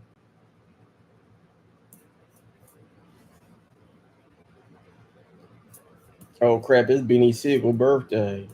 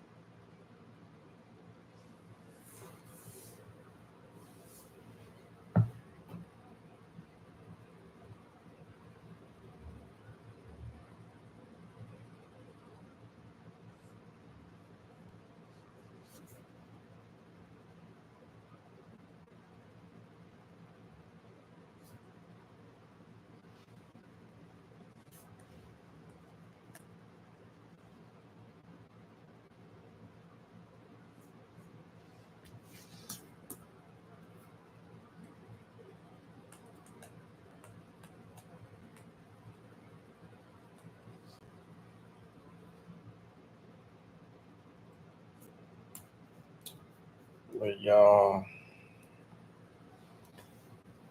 I don't know. I'll just be thinking about the fun moments because y'all already know the whole Delaware situation, all the stuff I went through. So I'll just take my time thinking about the fun moments that we used to have. Because I did used to have a lot of fun in my younger years. And most of it was in Delaware, going out to the mall, going out to like parks and stuff like that, doing stuff that I don't usually do in Philadelphia. Then we used to have fun in the house, playing video games, listening to music.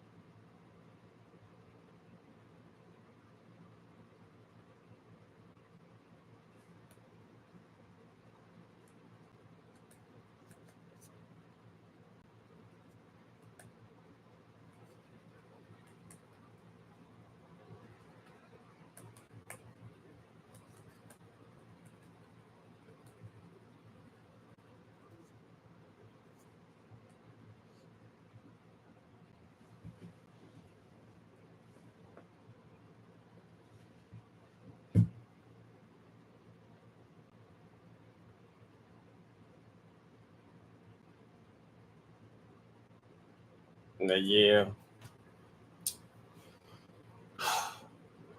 Don't get me wrong, New Jersey was okay. It's just that I like we really ain't do a lot of fun stuff in Jersey. It's just that we used to go out certain like go to stores or go to the mall and stuff like that. And then the person I was dating is in what was in their 50s.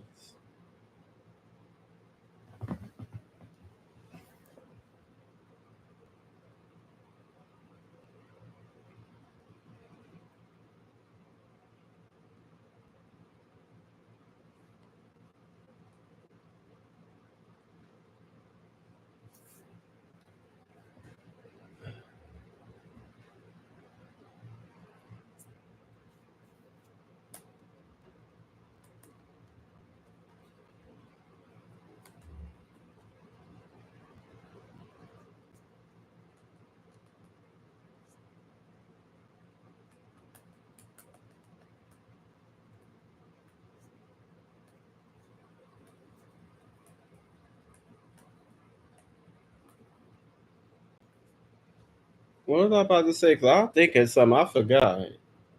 Oh yeah,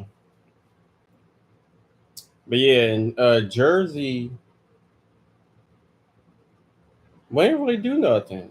I mean, majority of the time we stayed in the house, but then when we did go out, like we'd go like he'd go to like Walmart, Best Buy, food shopping. Sometimes we'd go to the mall, Goodwill, shit like that.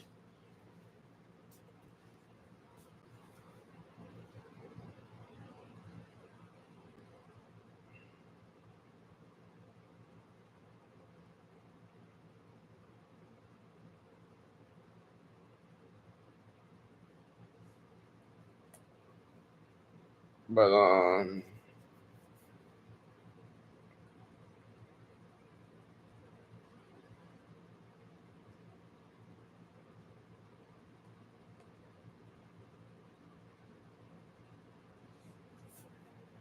Delaware, I was with younger people, so we tried our best to have fun, going all different places, going to the park.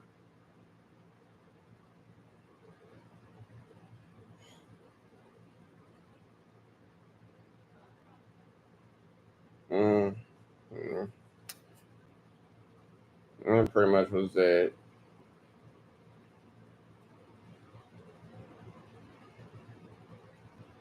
But I think I already mentioned one of my favorite, like one of my favorite places was this one park they used to go to. I think it was called Levels. Well, that's what they used to call it.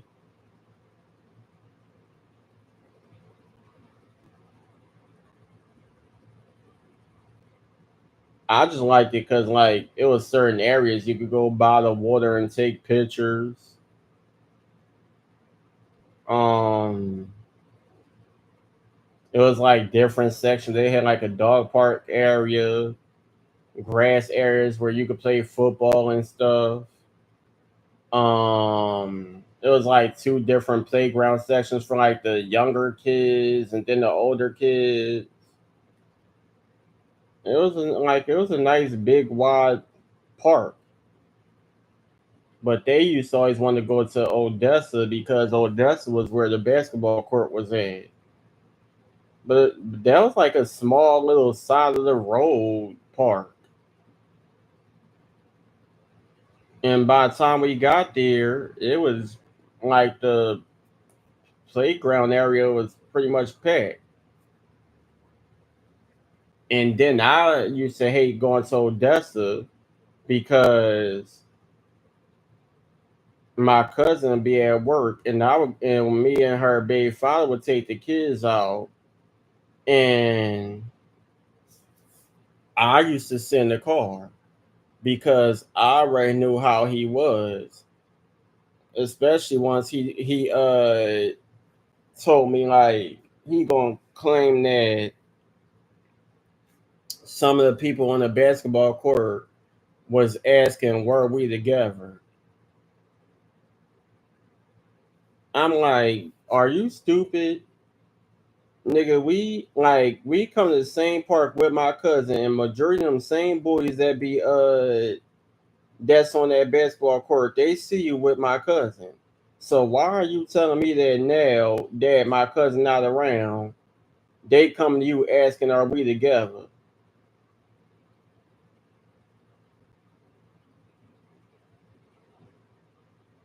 And then he'll be like, I'll send the car, and he'll be like, yo, come out and play basketball with us. No, because I ain't got time for you to be acting weird.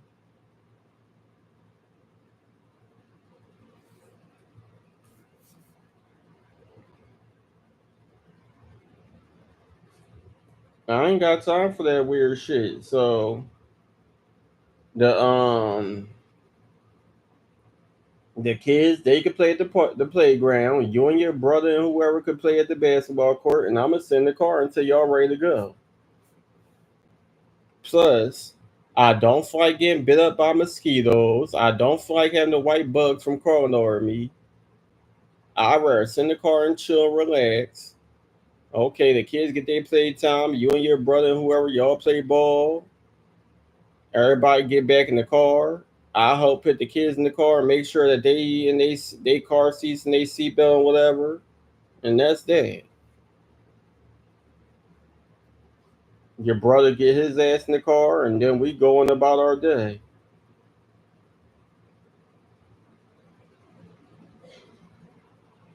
But yeah, levels, that was a real beautiful part. Not just that, then they had like this track area, like Odessa had it too, but Levels had this wide track area. Like if you want to ride your bike, or like if you one of those people that be racing, it was a very, very beautiful park. But I actually got a lot of pictures on Facebook at that park. I mean, y'all don't see the whole park in the pictures, but I did take pictures in certain areas.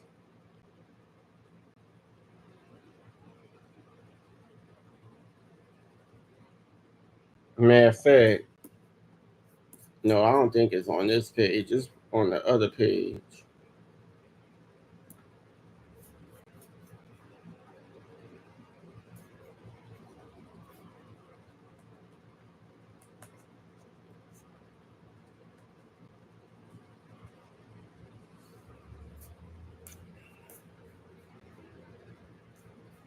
I believe it's on this page.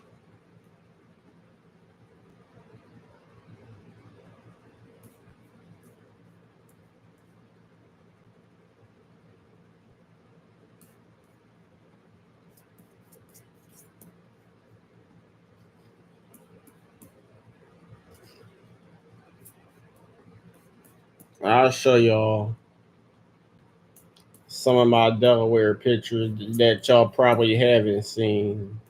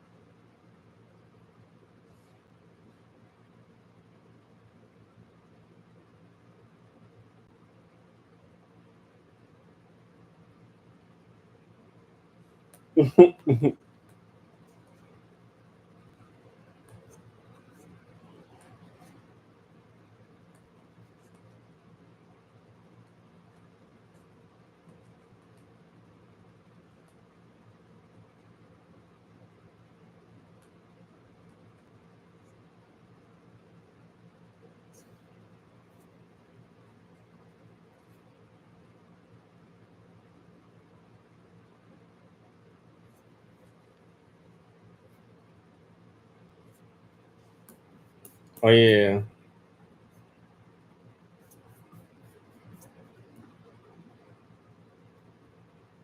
So this is Levels Park. And that's a picture of me, and this is how I used to dress. Clearly, there was a half wig that was blowing off because I ain't had no wig cap on or nothing under it.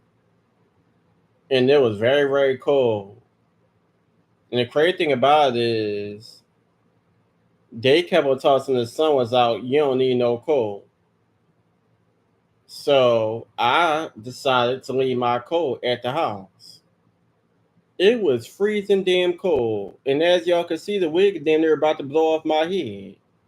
That's how cold it was. But I ain't feel like fully getting dressed, so I just do on with whatever the first thing I seen. My boots, some pants, those shirts or whatever. And I came to Delaware in that wig. I just brushed it off. That's why I look like that. Here's another picture. The wig damn near about to blow off my head.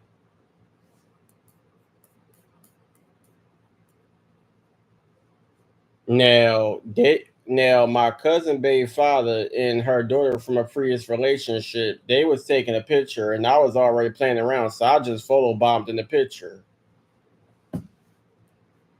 And you could tell from my face I was cold as hell. Then I had to pull my shirt down because I was holding on to the pole. it was an American flag, and I thought that the picture was going to show the American flag, but he did a close up. And my cousin baby father, he actually took all the pictures.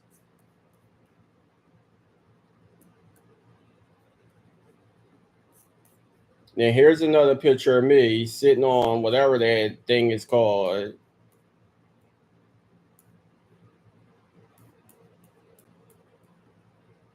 Then here go my cousin, me on the laptop, and my baby cousin Dante at the time. He is a baby.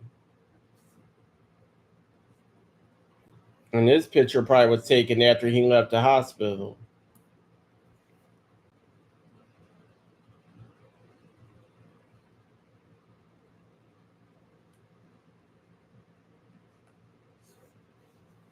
We used to be chilling. And there's another picture of us being silly.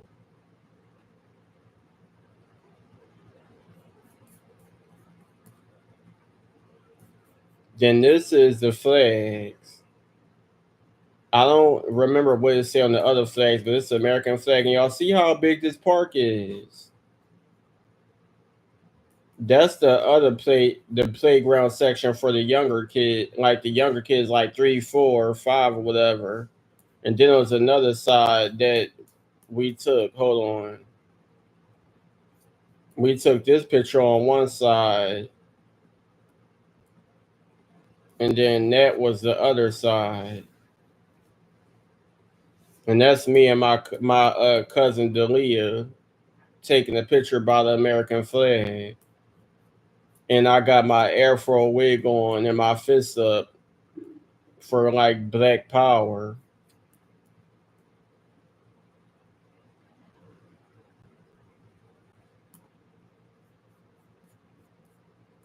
I was trying to smile, but I was cold as hell. It was like I'm telling y'all, it was really, really freezing. And then we buy the water. It was biting that day.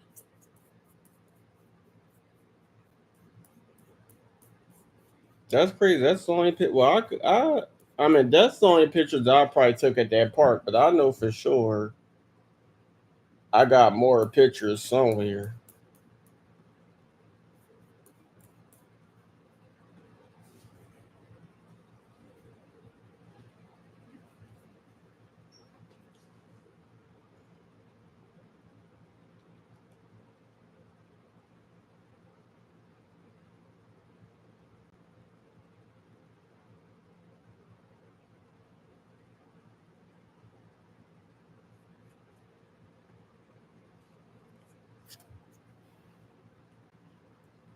Now, in this picture, some people may think otherwise, but in this picture, I seen a picture of Lil Kim, like in her Notorious Kim days.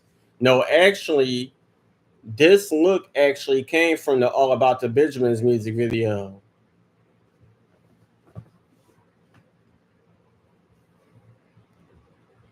Well, the wig did. I don't know about the glasses. She was wearing glasses in the video. No, the glasses actually. I was trying to get Mary J. Blige with the glasses because she had. I think the Share My World album cover. She had some glasses like that, and I know Lil Kim used to always wear glasses, so I just said fuck it. So that was my Lil Kim Mary J. Blige picture.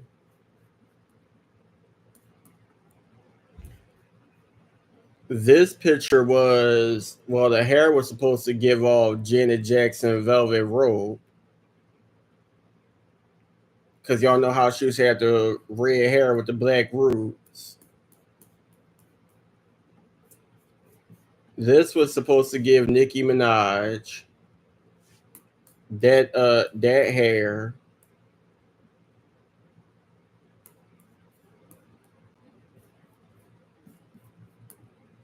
And this was just me.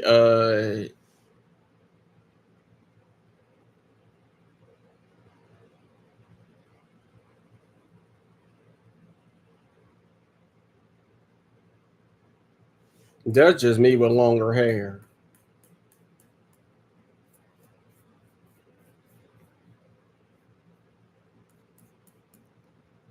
This was supposed to give Nicki Minaj and Marilyn Monroe.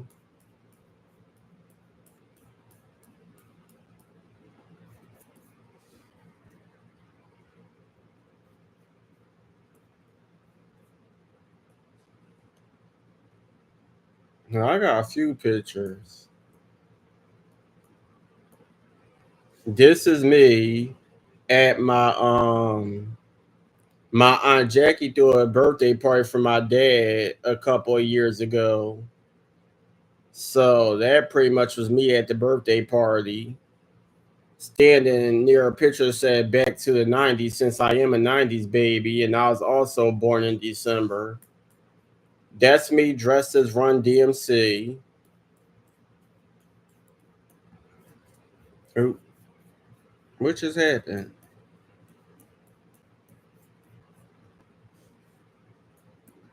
This is an AI picture of me in New York. Uh, This is not really me. That is all AI. This is another AI picture of me in two different genders, male and female.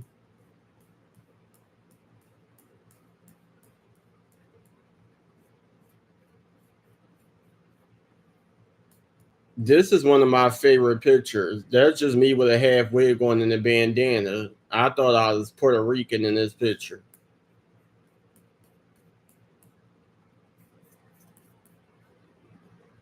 This is me. I was actually trying on stuff because I was supposed to go see the Renaissance movie.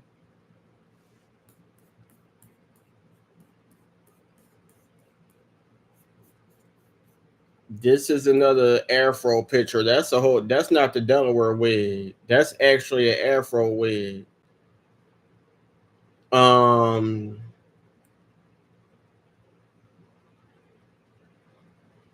that's actually how my hair used to look.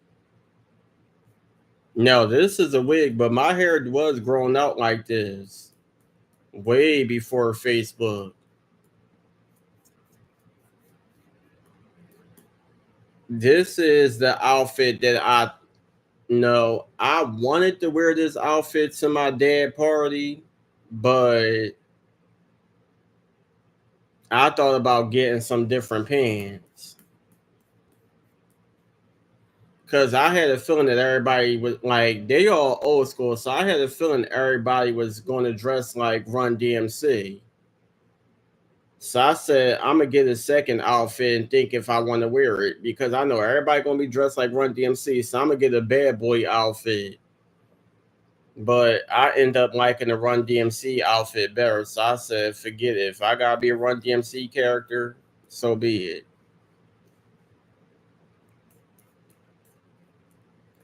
This picture is at my ex house in the kitchen.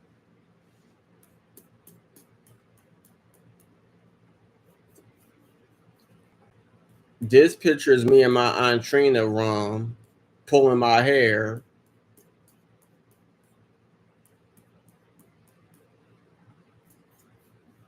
This picture is me at my aunt Trina house with a pixie wig on.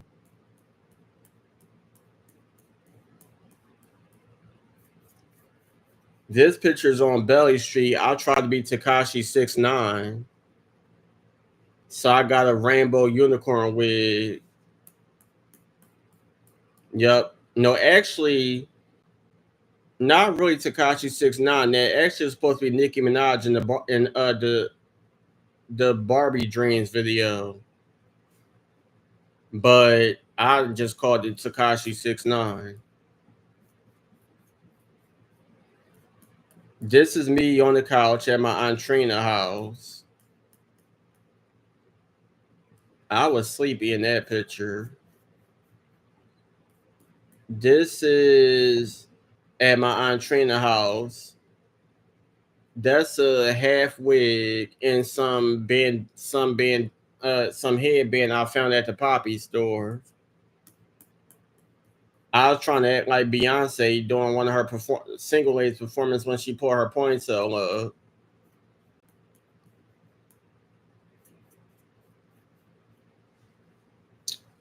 Where's another picture? This is another Afro picture.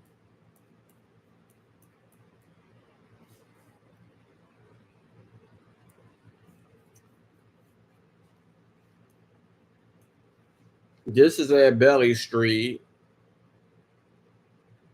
I was just being silly.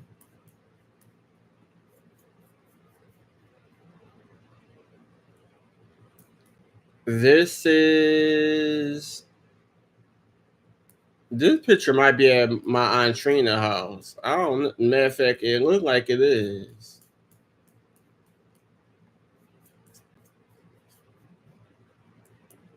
This is a baby picture of me and my mom. I think I probably was like 3 months in this picture. Sadly, I probably would never see this picture again.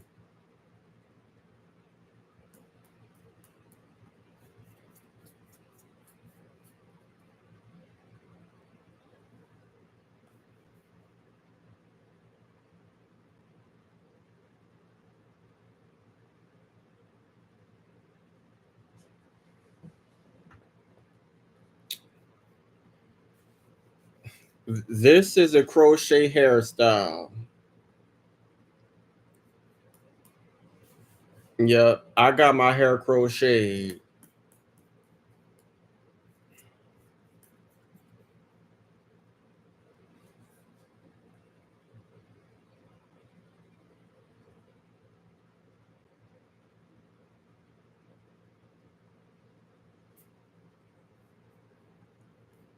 A lot of people end up liking this picture.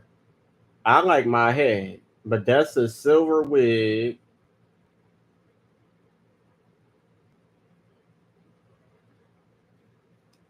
There's actually a story about how I got that wig.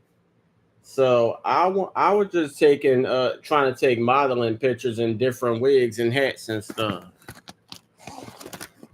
And the original hair store that I wanted to go to wasn't open yet. So I went to another hair store that was in the same area. And what had happened was this guy who worked in the hair store, he had like he never seen a gay guy go in the store and get a wig before. So he gonna talk about some we don't sell men wigs. I said no. I want that silver damn wig that's hanging up.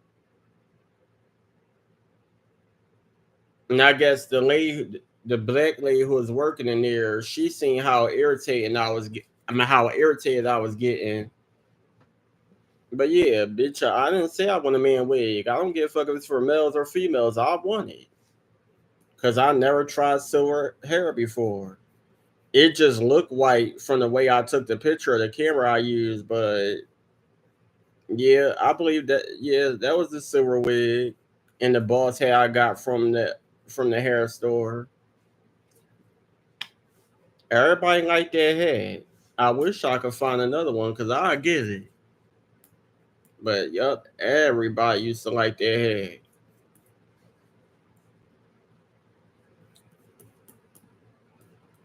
This is I don't remember what wig that was. I ain't never gonna lie. This is a picture of me back in 2016 after I dyed my hair blonde.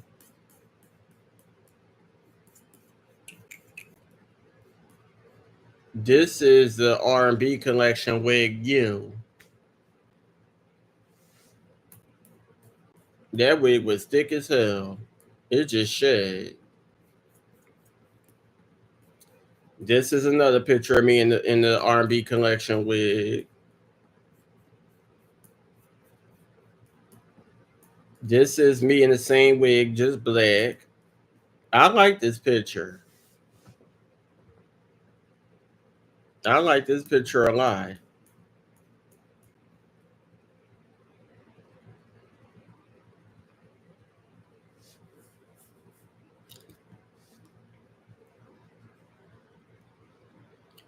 God forbid, like I like this picture so much. God forbid that I mean, but like if anything was to ever happen to me, I would want this picture with angel wings in the bag. I like that's how much I like this picture of me. I would want somebody to do this picture with angel wings in the bag.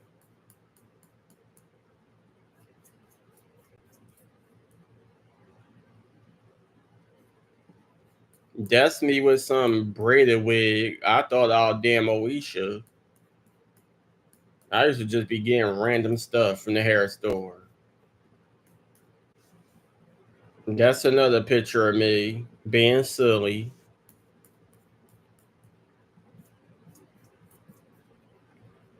This is a half wig. I thought I would Michael Jackson.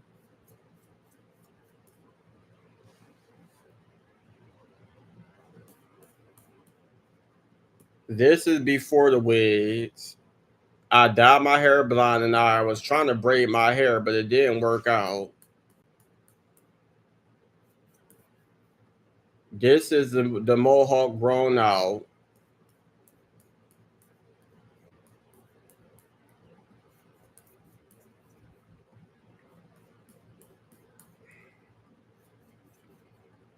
This is me combing my hair back in 2015.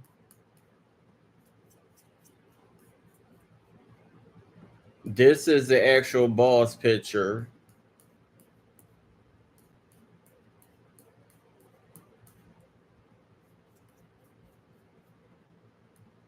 This picture was taken.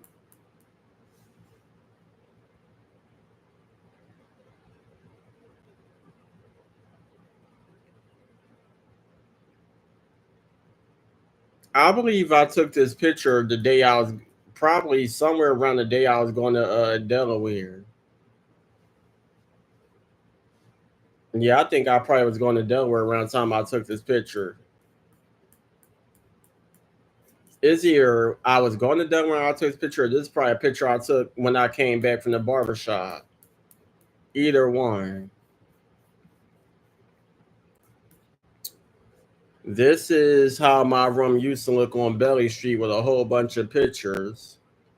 And I don't know what I was doing in this picture. Matter of fact, no. I believe I was watching Beyonce video for Ghost and how she had the sheet wrapped around her. So I was being silly doing that. This is me with my hair grown out. Y'all could tell that it was thinning in the front. And I'm actually in the bathroom.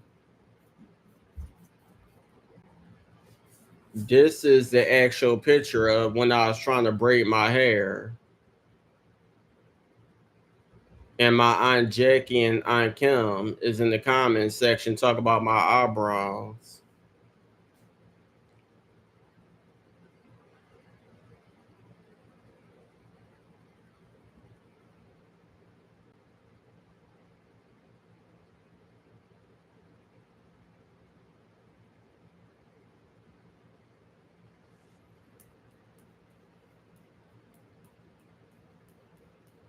Rest in peace. Shout out to my Aunt Kim. Uh, I'm trying to think. That is me after my dreads. I cut my dreads off and dyed my hair like that auburn blonde color. And my Aunt Kim is tagged in this picture. I guess she liked it. But yeah, that is me at Belly Street. I probably was like, yeah, this picture had to be like somewhere in 2014. So I had to be like 21, 22 when I took that picture.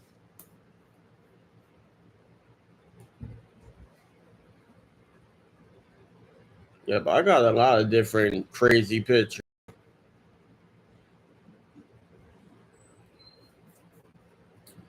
This is a picture that was taken at the old house. Well, my mom and them old house.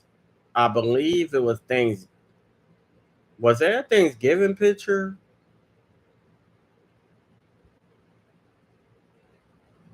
Yeah, this had to be Thanksgiving. I was living in West Philly, but I end up showing up. No, this was 2017, so I was still in North Philly. Well, anyway, I believe this was a Thanksgiving picture, and I was coming downstairs for whatever reason, and I wasn't here paying attention.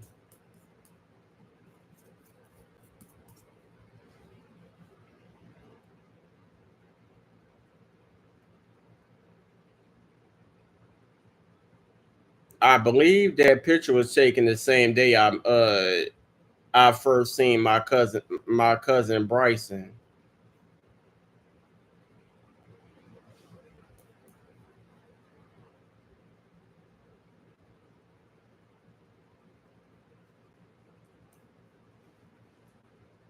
Um,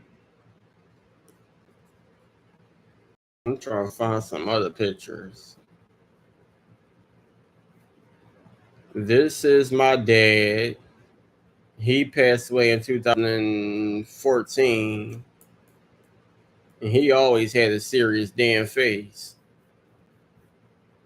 This is another picture of him.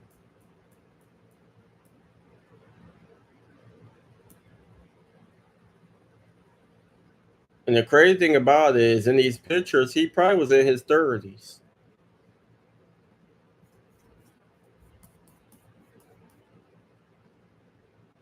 Where did the picture just go? What album was I just saying?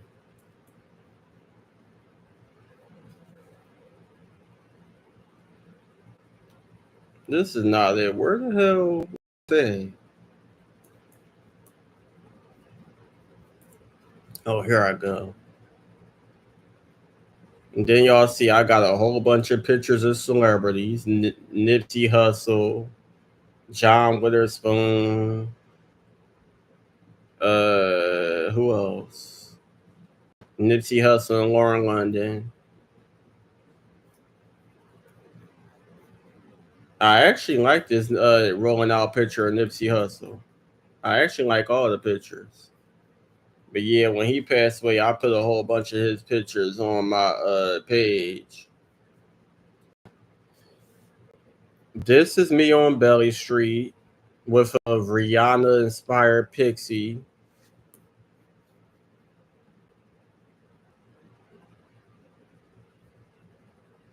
That's my little cousin Mia. Um, my cousin and her baby father, who I was cool with, that's their first daughter together. And this is a picture that I think I might have took this picture. I don't know. I think I did because I used to always babysitter. Yep, I believe I took this picture, and we is at the. I believe we is at the hotel. Yeah, that's probably when I took this picture, and she looked just like her damn daddy. That's Mia. This is my cousin Delia. This is my cousin Talia's daughter from a previous relationship.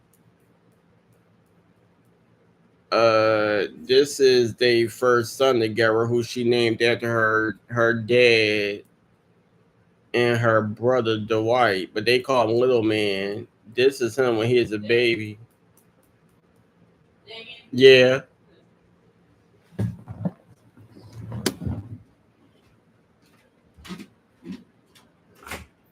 What happened? Okay.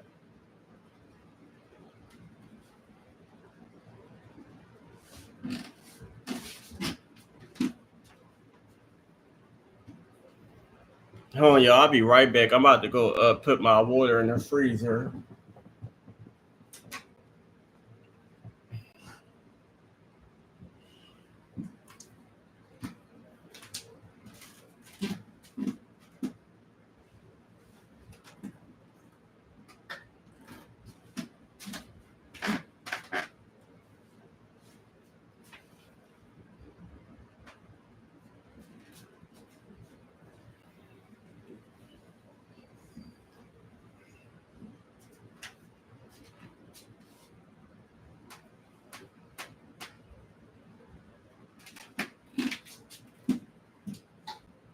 I must have been really thirsty. I'll be this word again.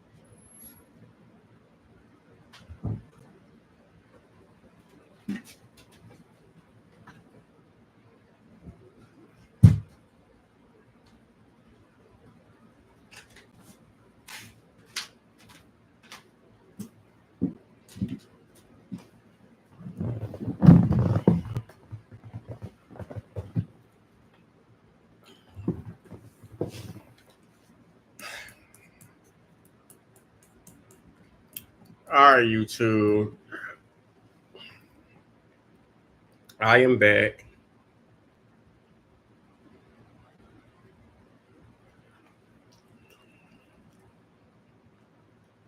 But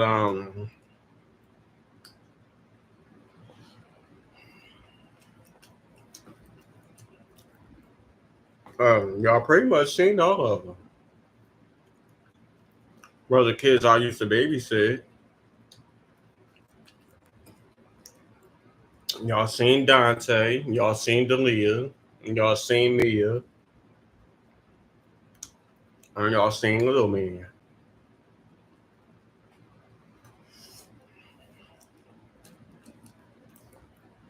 But yeah.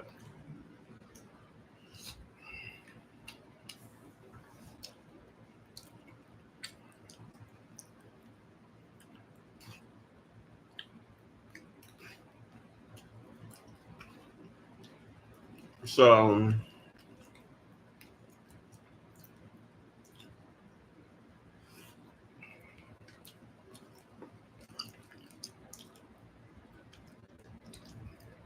from the pictures and the dates, y'all can already tell who's the oldest and who's the youngest. So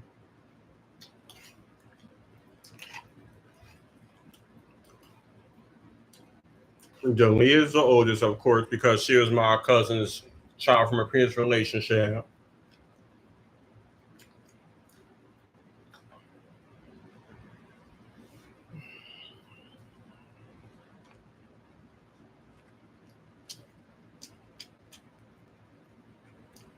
Then came a Little Man. Then it was Dante.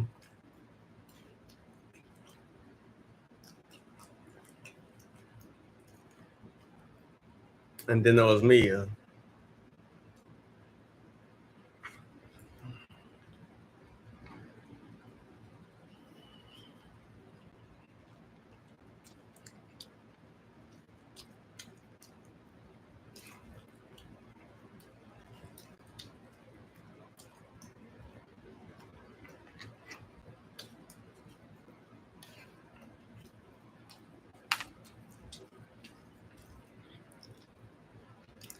Yeah.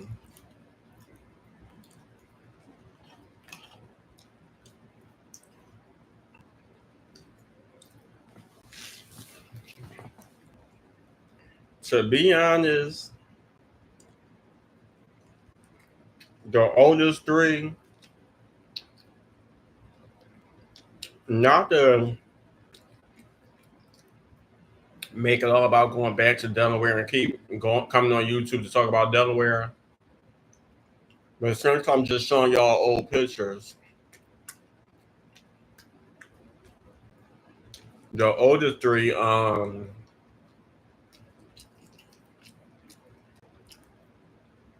they had their moments, but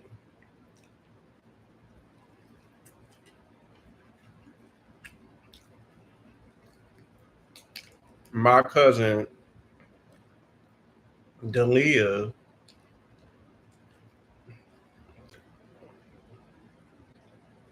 she was the oldest. I mean, they always, they was always close around the same age, like three, four, like two, three, four, five.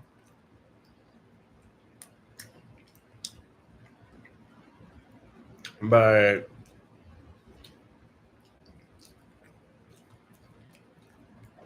like I said, my cousin,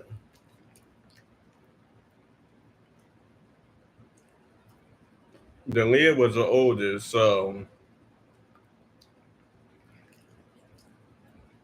she somewhat understood more than the other two. With meaning, when I used to babysit, she would do a lot more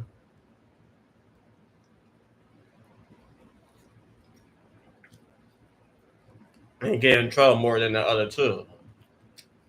Because if the other two did, it's probably because they probably seen her doing something.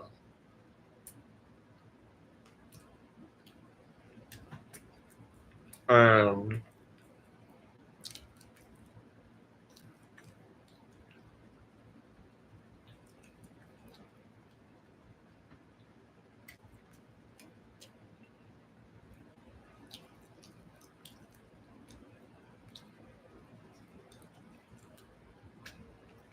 although I used to watch all the kids, like I said, she's the oldest, so I had to watch her more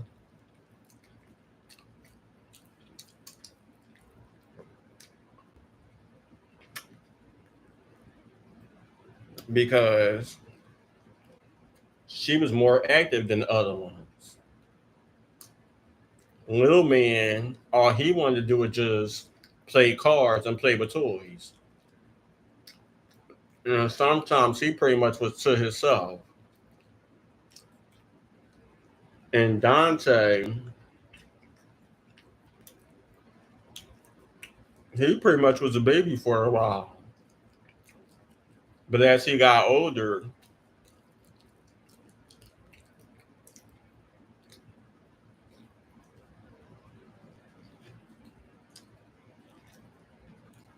and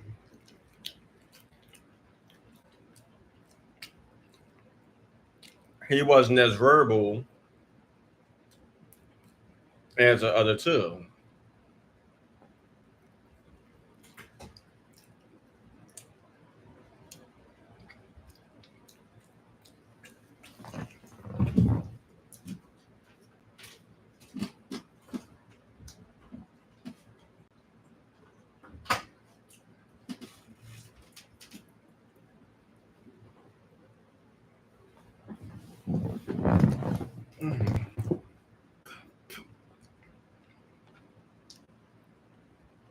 But like I said, I ain't really had too many problems with babysitting.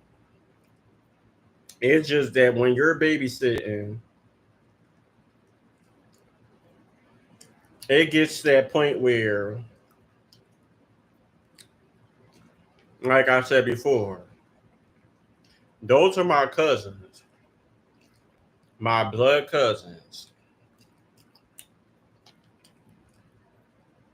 all related through me through my great grandparents and stuff like that. So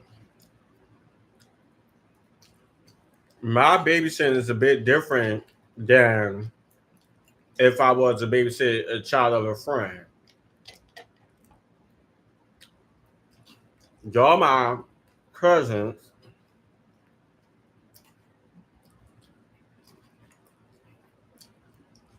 Your mom is my cousin.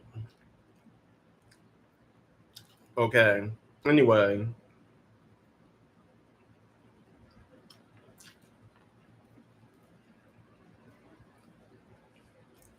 so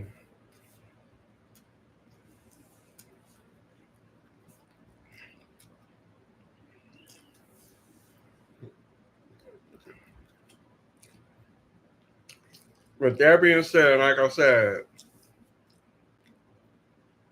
your oldest child used to do a lot more. And if the other two did it, it's because they seen her do it. So I have to try to stop her from doing and that time saying certain stuff.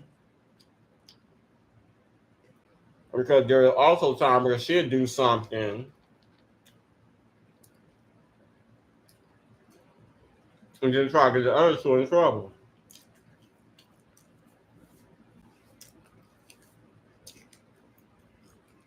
So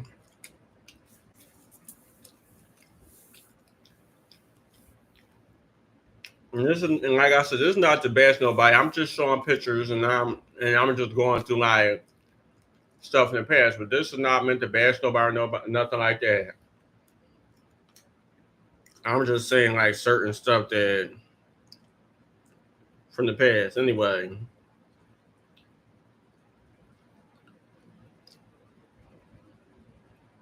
so me and my cousin Taliwa had a conversation. I'm like, at the end of the day,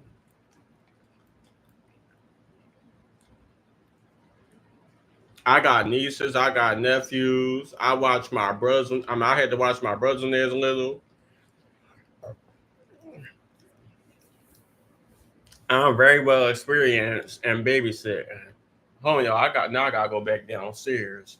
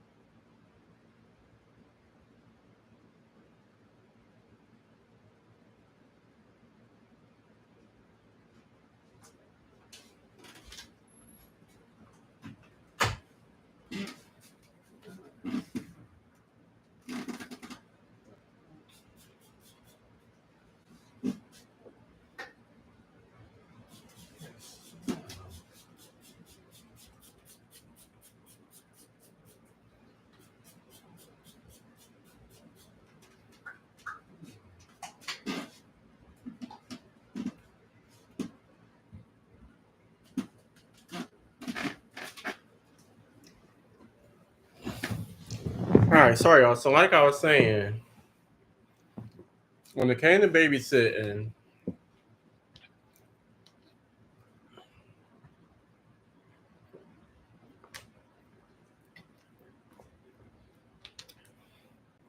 I would have conversations with my cousin. I'm like, at the end of the day, I got nieces, nephews, cousins. I actually had to watch my little brothers. My brother, my older brother, he got two twin daughters. I ain't really had to watch them.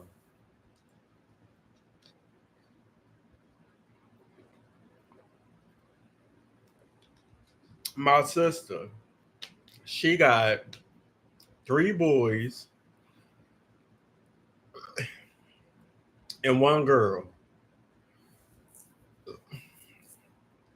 And I would have to watch too because she is in prison when the third one was born.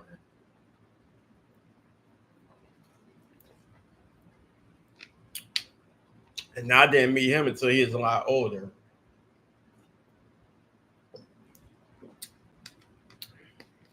He probably didn't know I was his uncle. Anyway, so anyway,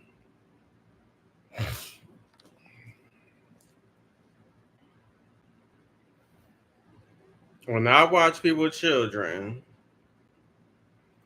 I am responsible for anything that may happen. And out of all the children I watched in my life, no one could say I was too rough, I was mean, that I abused them or anything like that. But if you do something that I know you ain't supposed to be doing, And I know that you could get in trouble for if your parents seen you doing it. I'm gonna try to stop you from doing so. Because if your parents catch you doing it, you might get yelled at, you might get popped. So I'm gonna try to prevent that.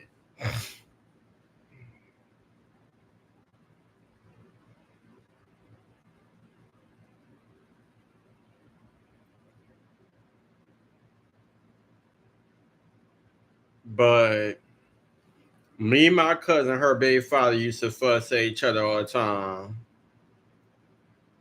So I personally used to feel like she'd put in the kid's head and try to tell me that they used to tell her that I was too mean to them and they ain't want me over there and all this other crazy stuff. And I'm like, no, that's what you're putting in their head because every time I walk into the door, all I hear is, hey, Damien, hey, Damien. I got a bunch of kids jumping all over me, showing me their toys and stuff like that. So I don't want to hear that bullshit. And it's the same with my cousins. I got plenty of little cousins. I see them today. It's hey Damien, hey Damien, hey Damien, and are they was there.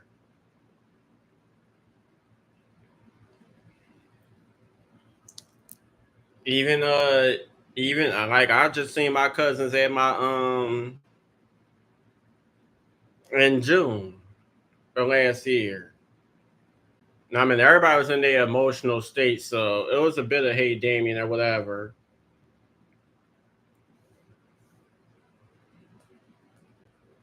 But anyway, my cousins love me and I love them. They might get on my nerves sometimes, but I still love them. So, with that being said, don't try to tell me that something happened that I know for sure I ain't never gotta be around and I know it ain't happened. And like I said, I'm not trying to bash nobody or nothing like that or cause no problems. I'm just speaking like I just like doing this, like talking about stuff that I used to do in the past and stuff like that. But it's not to bring up any messy drama or nothing like that. I just was just on topic because I was showing y'all old pictures and stuff, showing y'all the who's who. But anyway, like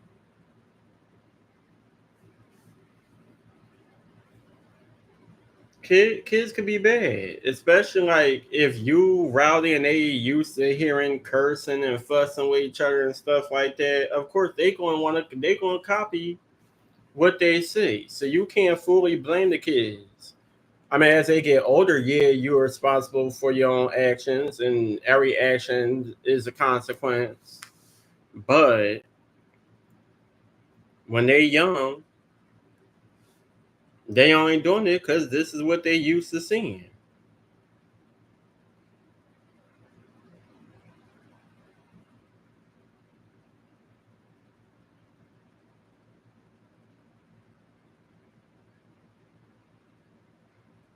So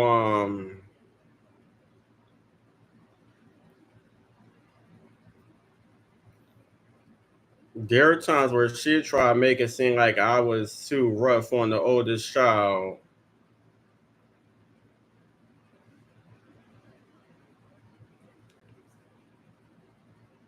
And I'm like, no, it's not that at all. At the end of the day, I treat them all the same. It's just that she's the oldest, and she does more.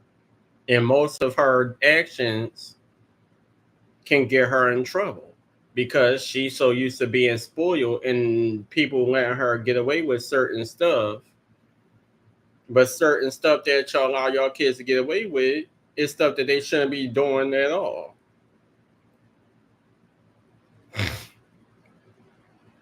And some of these kids learn fast. They know what they can do and get over with. So they gonna go as far as they can until it's to that point where, all right, now you probably about to get an ass whooping, or you probably about to get yelled at, or you gonna have to stand in the corner.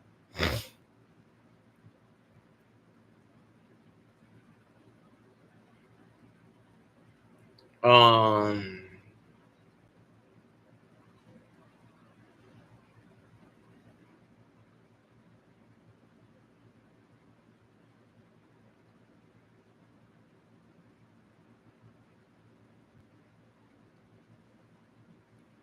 But yeah, yo, I'm not gonna get too deep into it, but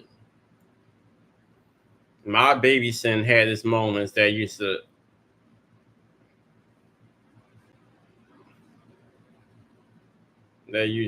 rub under my skin and get me irritated. And it's not really the kids; it's pretty much the parents and how they used to react.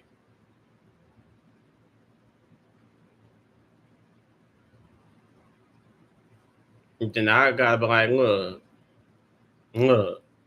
I do this out of the kindness of my heart. I'm not getting paid for it. No one's giving me money for it. It's not no job. I do it out of the kindness of my heart. I could have kept my ass home.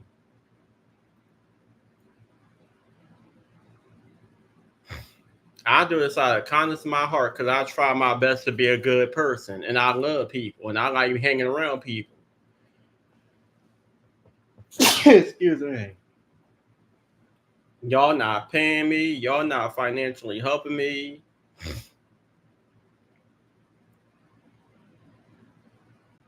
So anyway, um,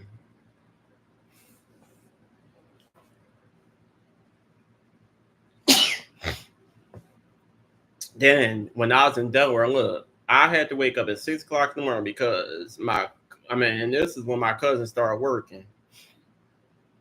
She got to go to, everybody be up all night. She got to go to work 6 o'clock in the morning. My, her baby father, his mom used to have to go to work early.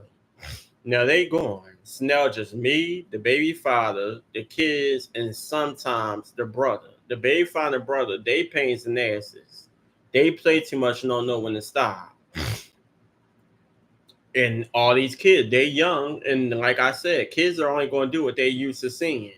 So if they used to seeing they fire they uncle talking to me a certain way, calling me out my name, or playing me a certain way, they gonna think it's okay for them to do it because they see that the dad and the uncle are doing it.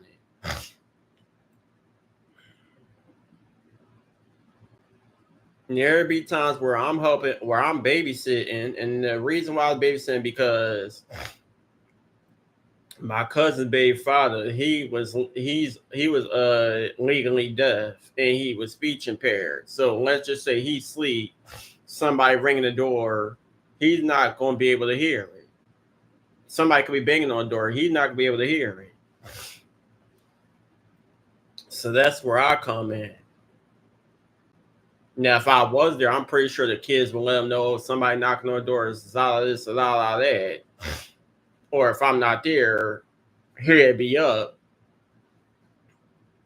and he'd know certain stuff eventually. But well,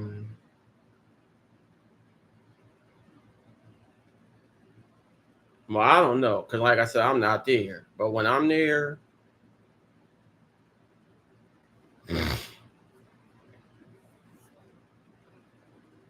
I would just extra help, just in case they needed it. I had no problem with it. But I gotta wake up at 6 o'clock in the morning. I'd rather everybody else able to get sleep. I'm waking up at 6 o'clock in the morning because I know my cousin gotta go to work, her mother-in-law gotta go to work. Um and the kids is gonna be up. They wake up early, they gonna want cereal, they gonna be hungry, they gonna want to wake up early and play. Or they gonna be doing something they probably ain't got no business. So one of the adults gotta be up to get them situated. And then most of the time, the little brother he be up because the mom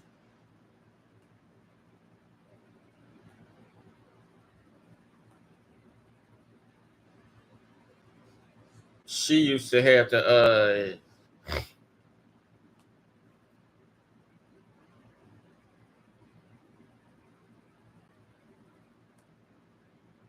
try to get him up for school.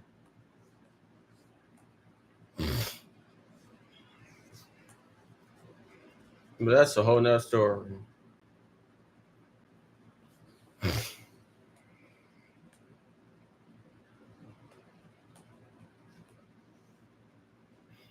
So I'm pretty much with y'all kids from